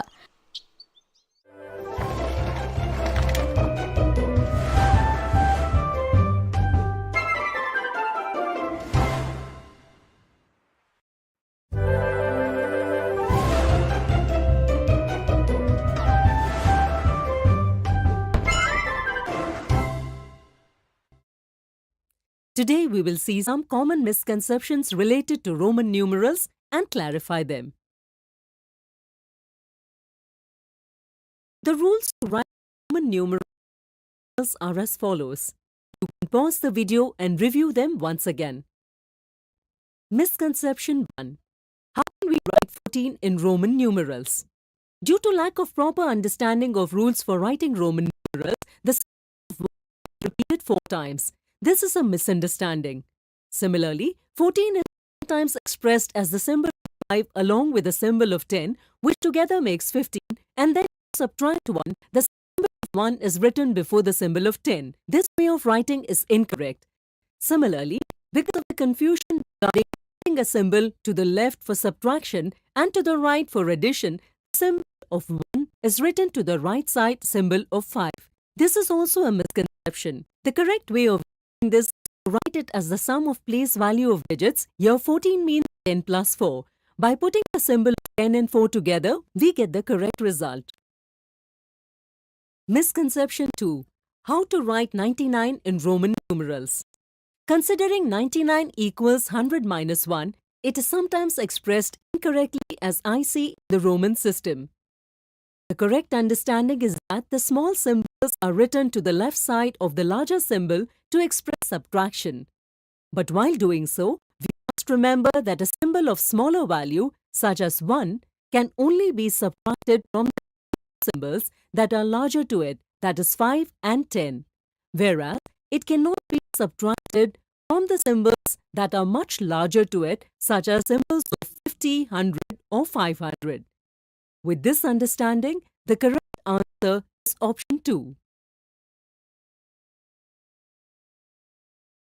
Misconception 3. Which of the following Roman numerals is expressed correctly? In option 1, the symbol of 10 is repeated 4 times, although no Roman symbol is repeated more than 3 times. Due to lack of this understanding, option 1 is considered as the correct answer, although it is an incorrect answer. Similarly, due to lack of understanding about the fact that symbols of 5, 50 and 500 are never repeated, option 2 is considered as correct. But this is also an incorrect answer. The correct understanding is that only the symbols 1, 10, 100 and 1000 are repeated. But these symbols also can only be repeated up to 3 times. Therefore, with this understanding, option 3 is the correct answer. Many times, just by looking at the symbols, it is assumed that since all the given options are in Roman, all the options are correct. Here, the rules are neglected and option 4 is assumed to be correct. However, this is also an incorrect answer.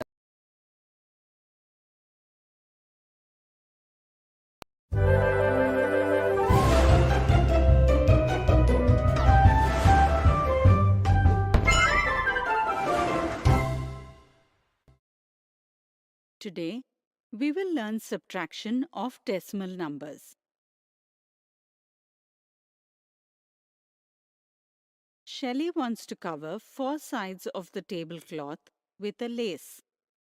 Shelley has 4.5 meters length of lace. She used 2.35 meters of lace to cover the tablecloth. What is the length of the remaining lace with her? In order to find the length of the remaining lace, we need to subtract these two decimal numbers. However, the subtraction of decimal numbers is done in the same way as we do subtraction of whole numbers. But while subtracting decimal numbers, it is necessary to take care of a few things related to the subtraction of these numbers. In this video, let us learn an interesting way to perform the subtraction of decimal numbers.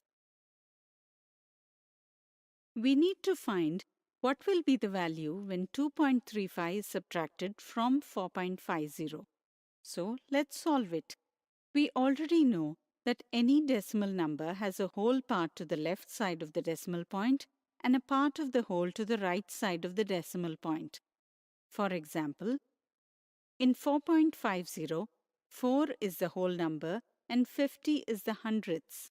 Similarly, in 2.35, 2 is the whole number and 35 is the hundredths. To subtract these numbers, we will draw a square and consider each square as one whole or one unit. In 4.5, 4 is the whole, so we will take 4 squares, and to represent 50 hundredths, we will take another square and divide it into 100 parts. We will shade 50 parts out of the 100 equal parts. In 2.35, 2 is the whole, so we take 2 squares, and to represent 35 hundredths, we will take another square and divide it into 100 parts and shade 35 out of the 100. Now, we will subtract 2.35 from 4.50. Since there are 4 squares here, after removing 2 squares will remain. Similarly, after removing 35 parts from 50 parts of the hundreds, 15 parts will remain. So tell me how we can write 2 wholes and 15 parts in decimal form. Think for a while. You got it right. We will write it as 2.15. Since there are 2 wholes and 15 hundredths, therefore, the length of the remaining lace is 2.15 meters. In mathematics, subtraction of decimal numbers is done in the same way we do subtraction of whole numbers. To do subtraction, we will write the number from which another number is being subtracted on the top. Below this, we write the number being subtracted. While doing so, we need to take care of the place values.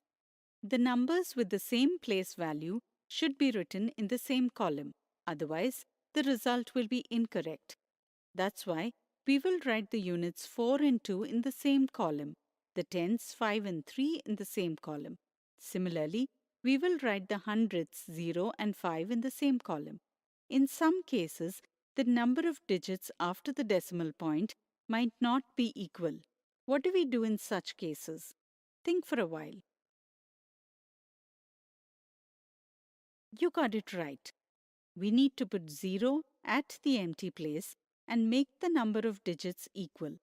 Since the number of digits in both of these numbers is the same, we don't need to do so. As we have arranged the numbers one below the other, now we can subtract these numbers. You might have remembered that we move from right to left while doing subtraction. So first, we will subtract 5 from 0. But we cannot do it because 0 is smaller than 5. Therefore, we will borrow 1 from the digit left to the 0. By doing so, the value of the digit in the tens place will be reduced by 1. That means it will be reduced to 4 from 5. Since the value at the tens place is 10 times the value at the hundreds place, therefore, if we borrow 1 from the tens place, then the value at the hundreds place will be 10. In brief, 1/10 will be equal to 10 hundredths. Now, in the hundreds place, there are 10 and 0. The total will be 10 plus 0 is equal to 10. Now, we can subtract 5 from 10. So the result in the hundreds place will be 5. Similarly, we can do the subtraction of digits at the 10th place. Subtracting 3 from 4, the result in the tens place will be 1. We will write the decimal point as it is. By writing it, we can divide the whole from the part of a whole. Now, we will subtract the digits at units place. Subtracting 2 from 4 gives you 2, which we will write at the place of units. So in this way, we have subtracted 2.35 from 4.50 and got 2.15. Therefore, the length of the remaining lace with Shelley is 2.15 meters. So can you do the subtraction on decimal numbers now? Try and solve this problem. A milkman has 23.250 liters of milk.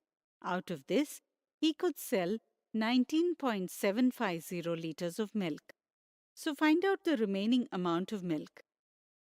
If you get 3.5 liters as your answer, then congratulations, because you have learned the subtraction of decimal numbers properly. Today, we have learned subtraction of decimal numbers. In the next video, we will see some more examples related to decimal numbers.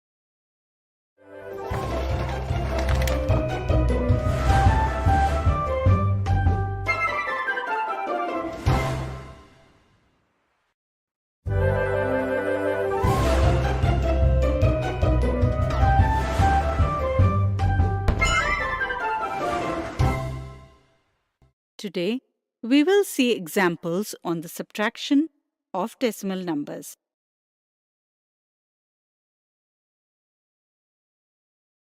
Madhu has covered a distance of 36.423 kilometers. She covered 31.8 kilometers by ship and the remaining distance by bus. What is the distance Madhu had covered by bus?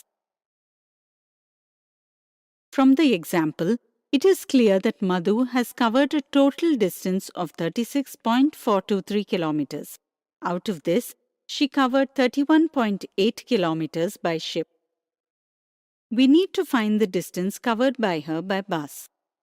In order to find this, we need to subtract the distance covered by ship from the total distance she has travelled. Therefore, the distance covered by bus is equal to 36.423 kilometers minus 31.8 kilometers. To do the subtraction of these numbers, we will represent them one below the other according to their place values, so that the digits with the same place value come under the same column. We will write zeros at the place of the hundreds and thousands after 8. Can you tell me why we do this? Think for a while. Let me tell you. We do this because it is necessary to make the number of digits equal in both numbers. Since we can write any number of zeros to the right side of the decimal point, there will be no change in the value of the number. So let's subtract these. By subtracting the digits at thousands place, we get 3 at the thousands place as the result. By subtracting the digits at hundreds place, we get 2 at the hundreds place as the result. We cannot subtract the digits at tens place because the digit in the first row is smaller than the digit in the second row. So, we will borrow 1 from the units place. By doing so, the digits at units place is reduced to 5. 1 unit is equal to 10 tenths. That means there are 10 and 4 at the tens place. That is 14. We can subtract 8 from 14. Then we get 6 at the tens place as the result. And now, if we subtract the digits at units place, we get 4 at the units place as the result. Similarly, by subtracting the digits at tens place, we get 0 at the tens place of the result. As you can see, that 4 is at the units place, 6 at the tens place, 2 at the hundreds place, and 3 is at the thousands place. Therefore, we can say that 36.423 minus 31.8 is equal to 4.623. That is, Madhu has covered 4.623 kilometers by bus. Next example. Anand's bank account contains rupees 3,200. If he spends rupees 2,879.85 on online shopping, then how much money is left in his account? The total money in Anand's account is rupees 3,200 rupees. He spent rupees 2,879.85 on the online shopping. Therefore, the remaining amount is equal to total amount minus amount spent on shopping. That is, rupees 3,200 minus rupees 2,879.85. In order to obtain the result of this subtraction, let us write these decimal numbers one below the other. Take care to write the digits according to their place value.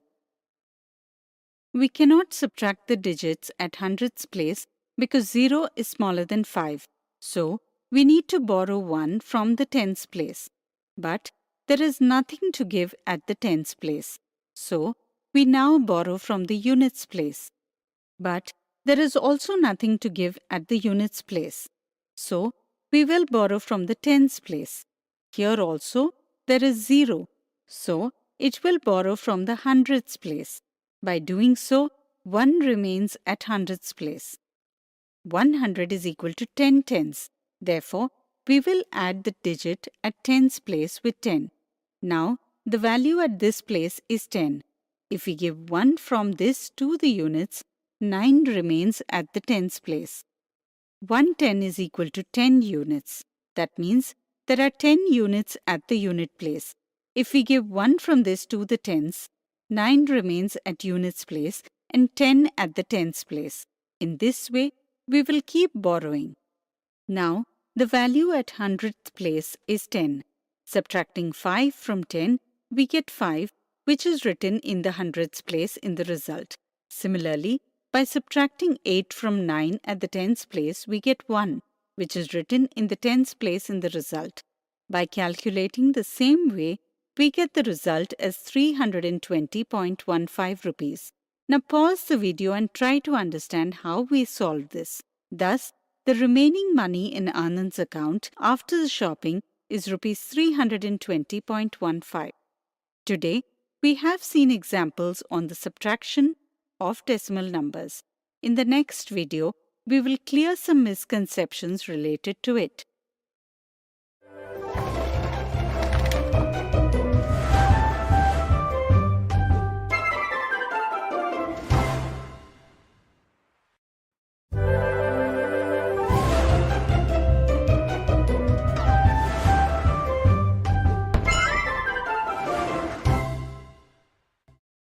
Today, we will see misconceptions and common mistakes related to subtraction of decimal numbers.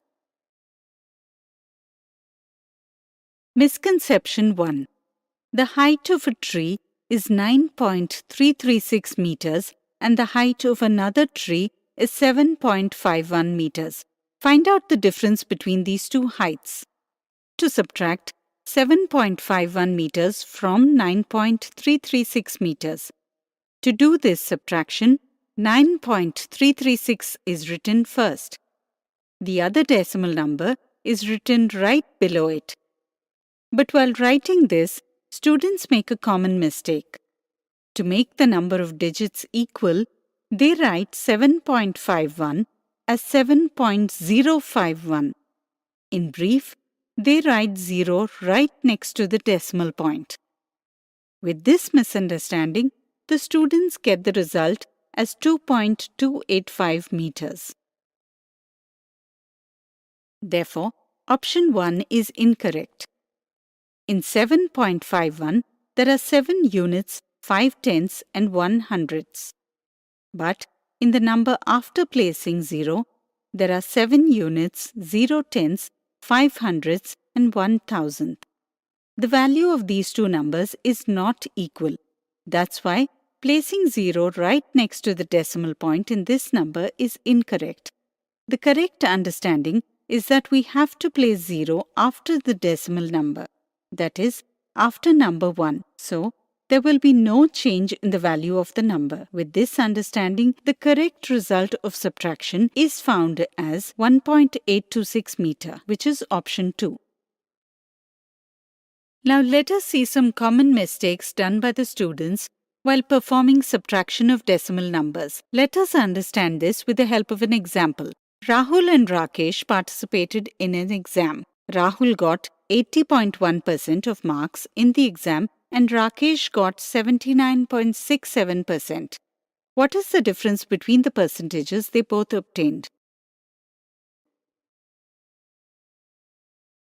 To find out the difference between the percentages, we need to subtract the smaller decimal number from the bigger decimal number. Some students compare the decimal numbers in the wrong way. They think that since 79.67 has 4 digits, it is greater than 80.1.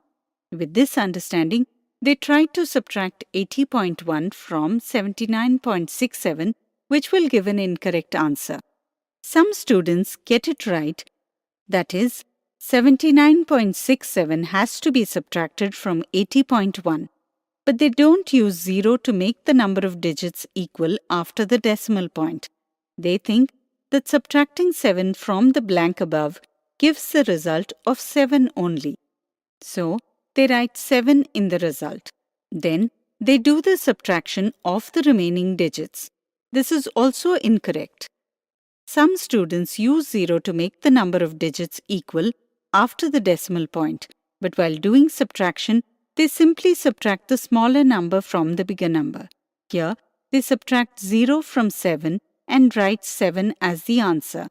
1 is subtracted from 6 and 5 is written as the answer. This is incorrect. Another common mistake is that students ignore to borrow. Here, 7 cannot be subtracted from 0. So, 1 is borrowed and 1 is written as it is without reducing it. By doing so, they get 11.53 as the result, which is also incorrect. The correct understanding is that we have to subtract 79.67 from 80.1. We will write 0 after 1 to make the values equal in digits, and then we will do the subtraction as shown below. Pause the video and understand the concept. By doing so, the correct answer will be 0.43. Today, we have seen misconceptions and common mistakes related to subtraction of decimal numbers.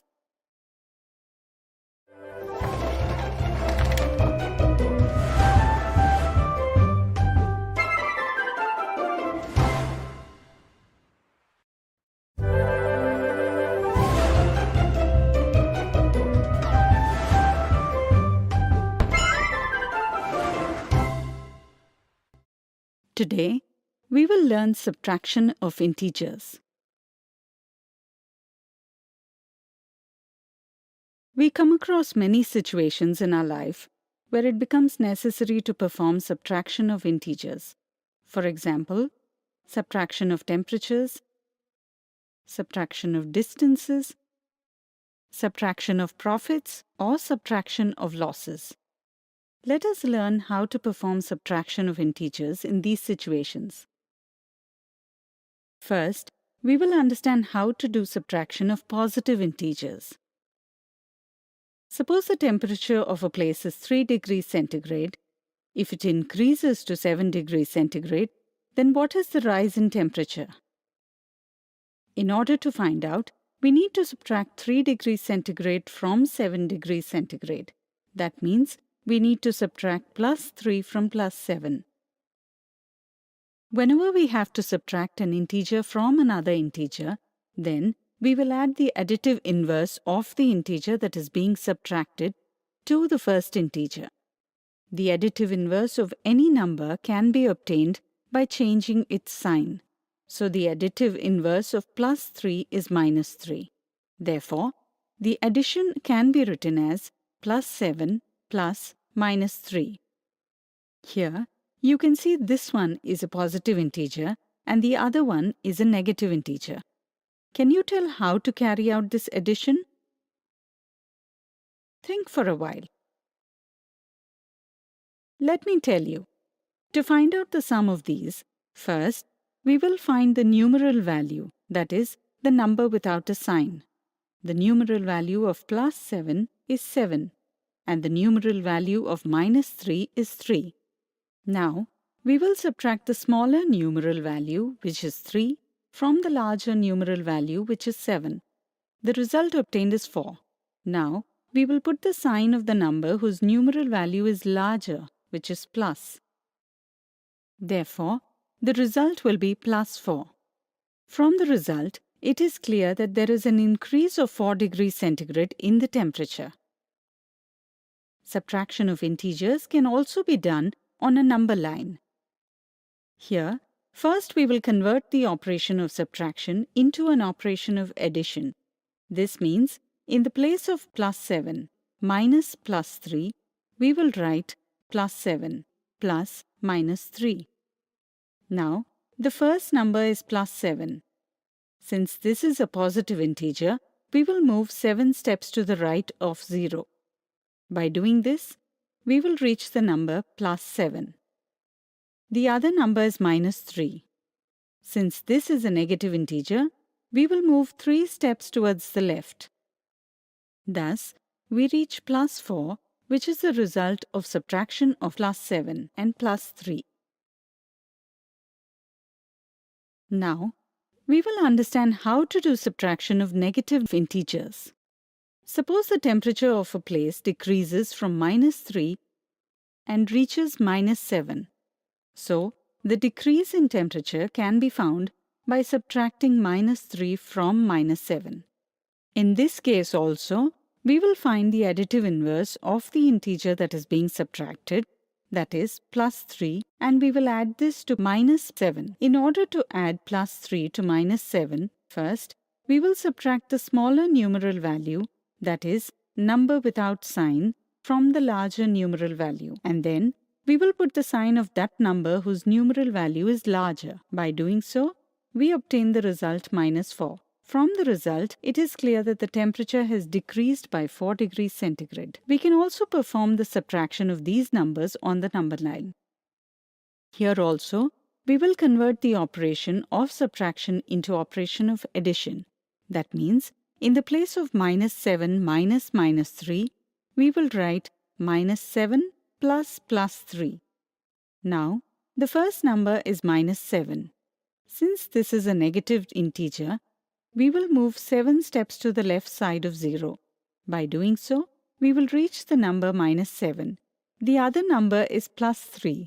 Since this is a positive integer, we will move 3 steps towards the right of minus 7. Thus, we reach minus 4, which is the result of the subtraction of minus 7 and minus 3. In the same way, we can perform subtraction on a positive integer and a negative integer. Suppose the temperature at a place is 3 degrees centigrade. If it decreases and reaches minus 7 degrees centigrade, then the decrease in temperature can be found by subtracting plus 3 from minus 7. Even in this case, we will find the additive inverse of the integer that is being subtracted, that is, minus 3. Then, we will add this to minus 7. As you can see, the sign is the same in both, minus 7 and minus 3. Therefore, we will add the numeral values of these numbers. And we will put the sign of these numbers, that is, minus sign, with the result. Thus, the result obtained is minus 10. In order to obtain the result of minus 7 minus plus 3 on the number line, first, we will convert it into the operation of addition, that is, minus 7 plus minus 3. The first number is minus 7, so we will move 7 steps towards the left of 0. The second number is minus 3, so we will again move 3 steps towards the left of minus 7. Thus, we reach minus 10. That means the result is minus 10. Today, we have learnt that whenever we need to subtract one integer from another integer, we need to add the additive inverse of the integer that is being subtracted to the first integer.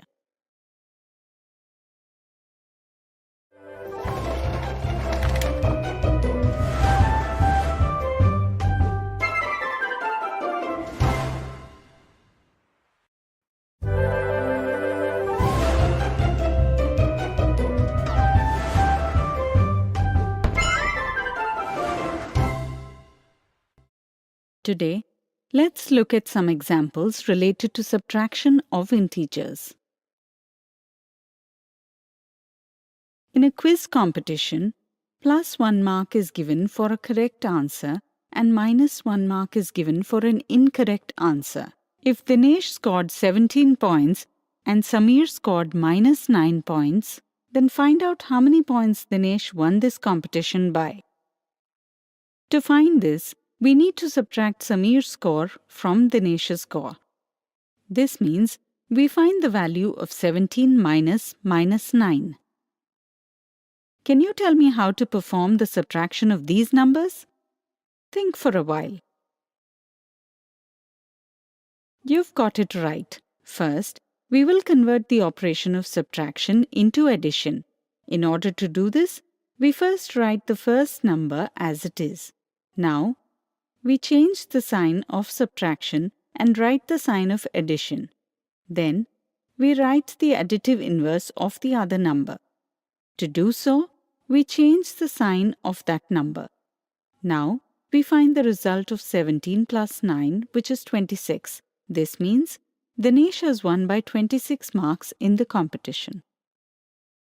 Next example. A person is on the second floor, above the ground level of a building. If he has to go to the third floor below the ground level, then how many floors does he have to go down to reach it? If we consider the ground level as 0, then the second floor above the ground level will be represented as +2, and the third floor below the ground level will be represented as -3. To find out the number of floors he has to go down, we have to subtract his current position, which is +2, from his new position, which is -3. Can you tell me how to solve this on the number line? Think a little.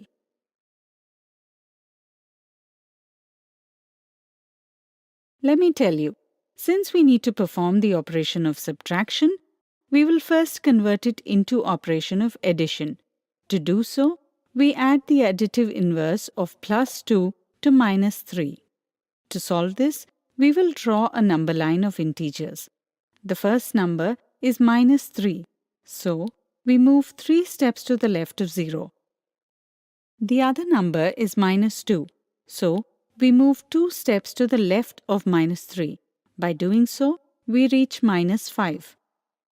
The negative sign indicates that the person has to go down, and the number 5 indicates the number of floors. Therefore, from the second floor above the ground level to the third floor below the ground level, the person has to go down 5 floors. Today, we have seen examples of subtraction of integers. In the next video, we will clear some misconceptions related to it.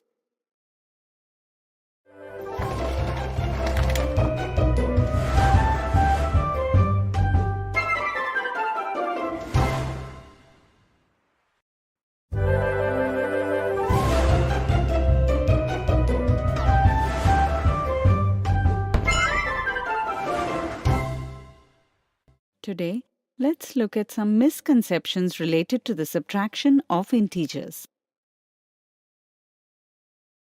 Misconception 1. What is the result of -5 minus +3? While solving -5 minus +3, sometimes 3 is subtracted from 5. Since 5 is the larger number here, therefore, negative sign is placed before the result. Similarly, sometimes 3 is subtracted from 5 and the sign of the first number, that is -5, is placed before the result. Because of these two misconceptions, option 1 is chosen as the answer, which is incorrect. Sometimes 5 and 3 are added, but the negative sign is ignored. Because of this, option 2 may be chosen, which is also incorrect. The correct answer is option 3, that is -8. Because subtracting +3 from -5 means adding the additive inverse of +3 to -5. Thus, the additive inverse of +3 is -3. Therefore, the result obtained by adding -3 to -5 is -8. To solve this on the number line, first, we will move 5 steps to the left of 0, and then we move 3 steps to the left of -5. Thus, we reach -8. So the correct answer is option 3. Misconception 2. Which of the following statements is not true? In the given expression, the operation of subtraction of these integers is performed. Now, from the given statements, we need to identify a statement which is not suitable for this expression. The first statement says that a person goes 7 floors upwards from the 5th floor below the ground level. To find out the current position of the person, -5 is subtracted from 7. The expression is written as 7 minus -5. This is a misunderstanding. Since the person is moving 7 floors upwards from the -5th floor, the current floor position can be found by the expression -5 plus 7. Therefore, the first statement is not true. This means this is the answer to the given question. The second statement says that one group gets 7 and the other group gets -5 points. Sometimes, in order to find the difference between the points, the operation of addition is performed and the expression is written as 7 plus -5. Therefore, the second statement is considered as false and option 2 is chosen as the answer for the given question. But this is a misunderstanding. To find out the difference between the points, lesser points are subtracted from more points. Therefore, the expression will be 7 minus 5. That means the second statement is true. This cannot be the answer to the given question. The third statement says that the temperature rises from minus 5 degrees centigrade to 7 degrees centigrade. Sometimes, to find out the increase in temperature, the second number is subtracted from the first number, which is expressed like this. This is also a misunderstanding. Similarly, sometimes students understand that to find out the increase, initial temperature is subtracted from the final temperature, but they simply ignore the signs. Because of this, the expression is written as 7 minus 5. This is also a misunderstanding. The correct understanding is that to find out the increase, minus 5 degrees centigrade should be subtracted from 7 degrees centigrade. That means the expression will be 7 minus 5. Since the given statement represents the correct statement, this also cannot be the answer to the given question. Today, we have seen misconceptions related to the subtraction of integers.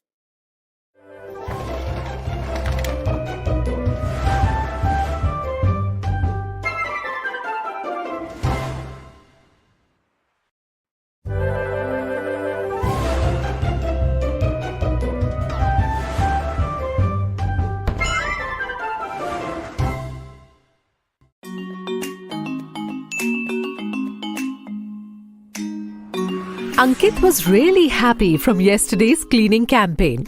He was pondering over the importance of water since then. Today is Sunday. His friend Pawan had asked him to come over his place for playing.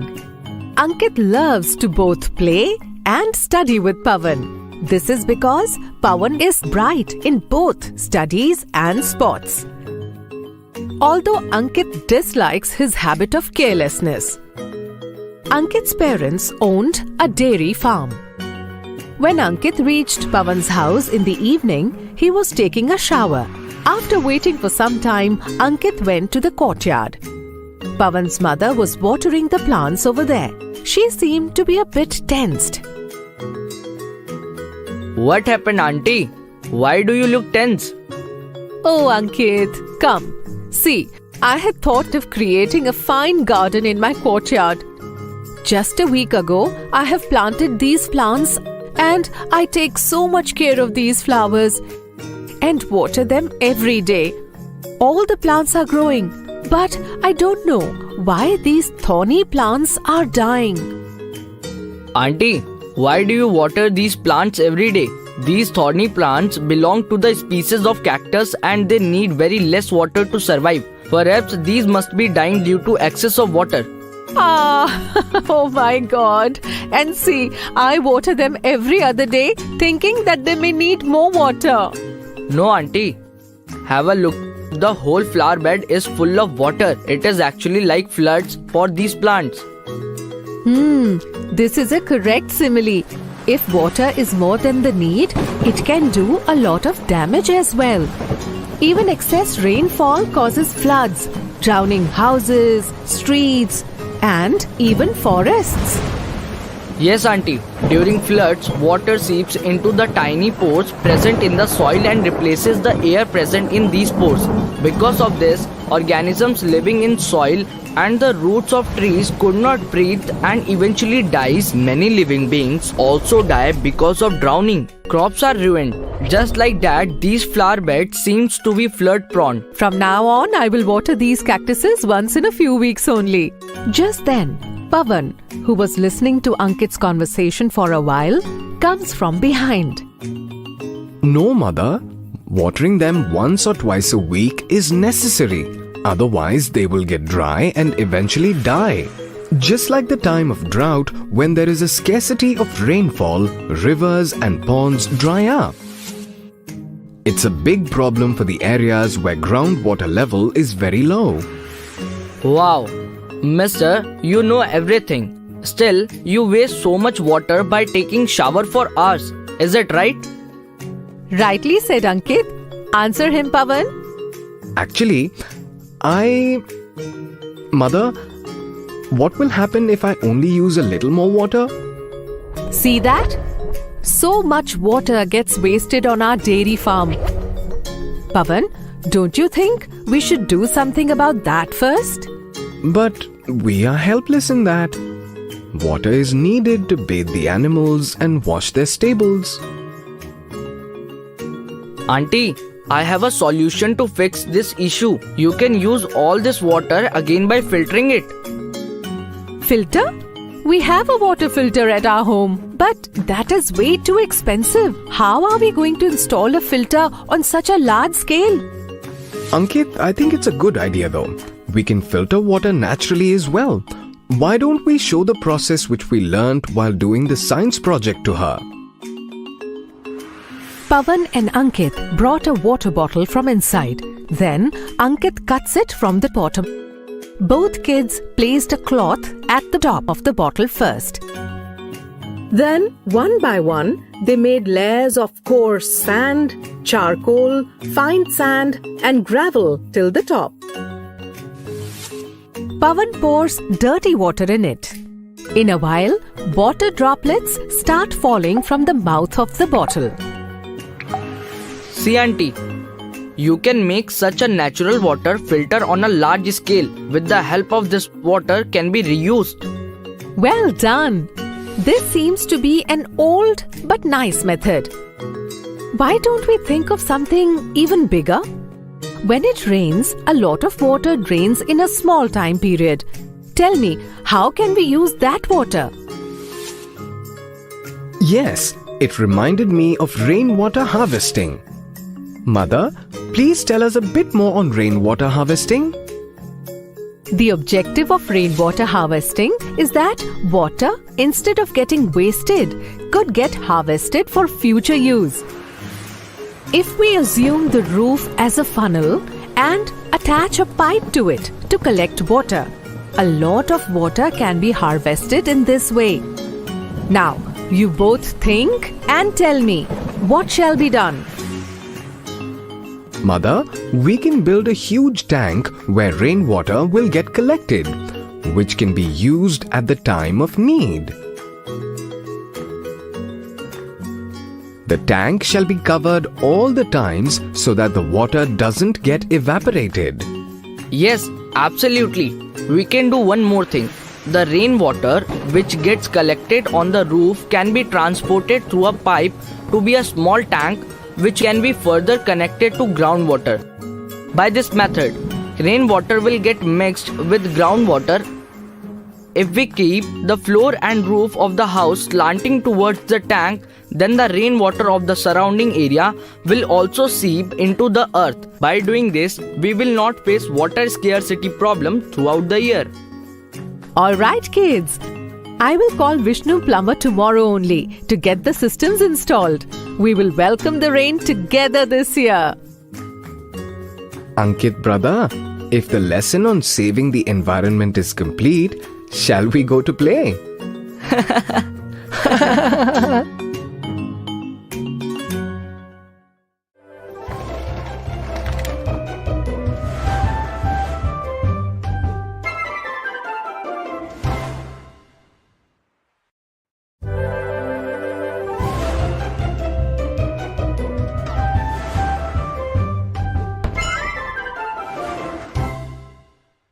Today, we will see some misconceptions and common mistakes related to simple interest.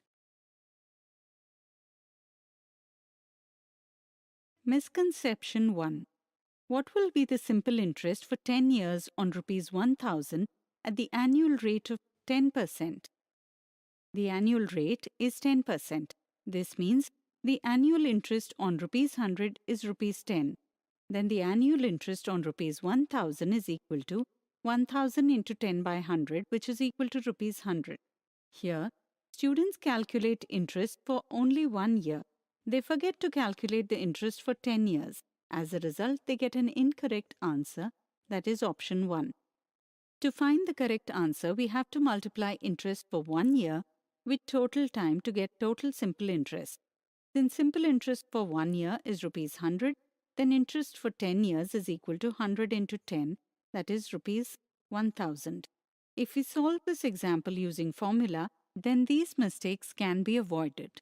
Formula for simple interest is I is equal to PRT by 100. Here I is equal to simple interest, P principal, R annual rate of interest, and T time. Therefore, I is equal to 1000 into 10 by 100, which is equal to 1000. Thus, option 2 is the correct answer. Misconception 2. Ravi lends rupees 3,500 to Prakash at 20% annual rate for 2 years.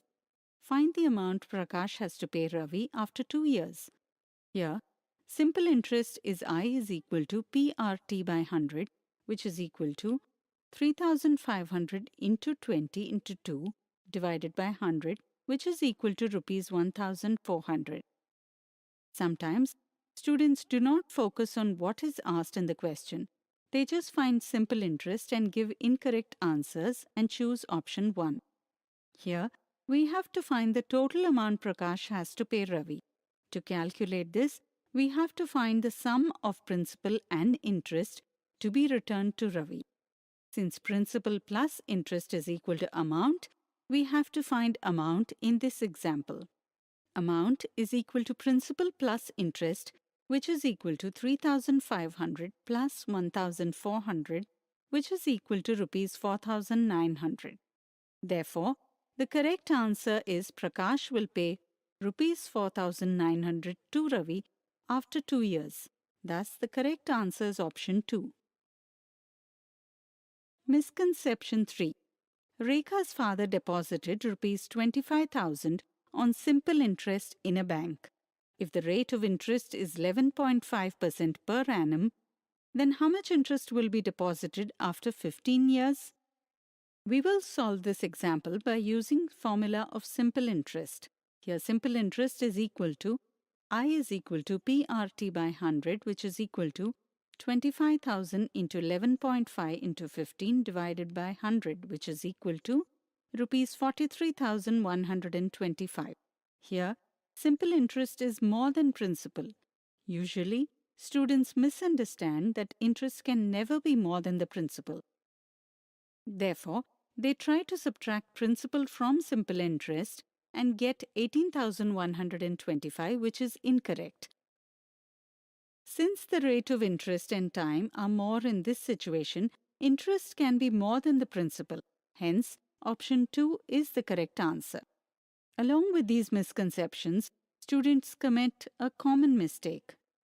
While calculating simple interest, students either forget to convert time given in months into years or ignore it. This leads to incorrect simple interest. For example, if P is equal to rupees 5,000, T is equal to 24 months, and R is equal to 10% rate per year, then they do not convert time given in months to years. This results in an incorrect simple interest. Since interest is represented per year, it is necessary to convert the given time into years. Here, we will convert 24 months into 2 years by dividing it by 12. This will result in giving us rupees 1,000 as the simple interest, which is correct. Therefore, while calculating simple interest, do not forget to convert time given in months into years.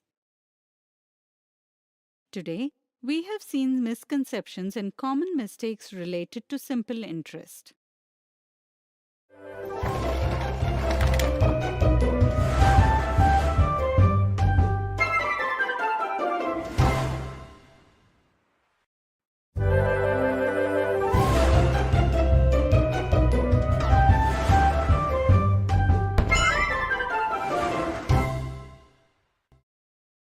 Solution of an equation.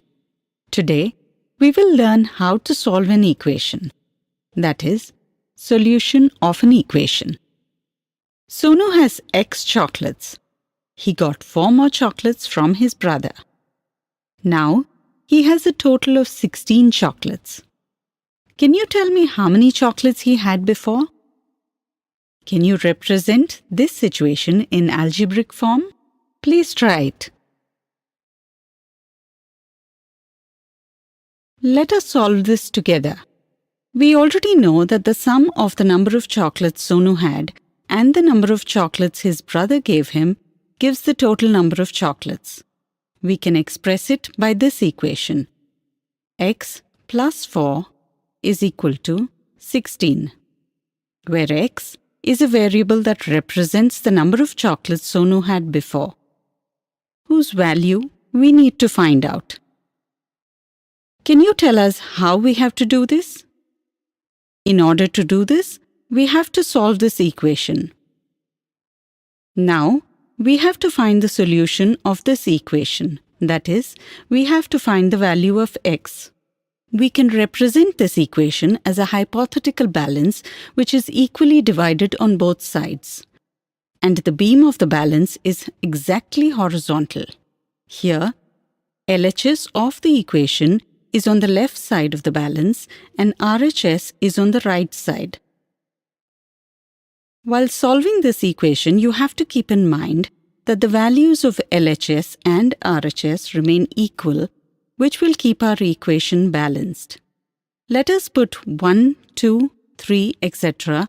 in the place of X. As you can see, LHS and RHS are not equal in these situations. This means none of these is the correct value for X. Now let us put 12 in the place of X. As you can see, now LHS and RHS are equal. Therefore, the value of X is 12. Thus, the correct solution of X is 12. Similarly, for different values of X, the equation will not be balanced. This means this equation has only one solution, and that is X is equal to 12. So we can say that finding the solution of an equation means to get the value of the given variable.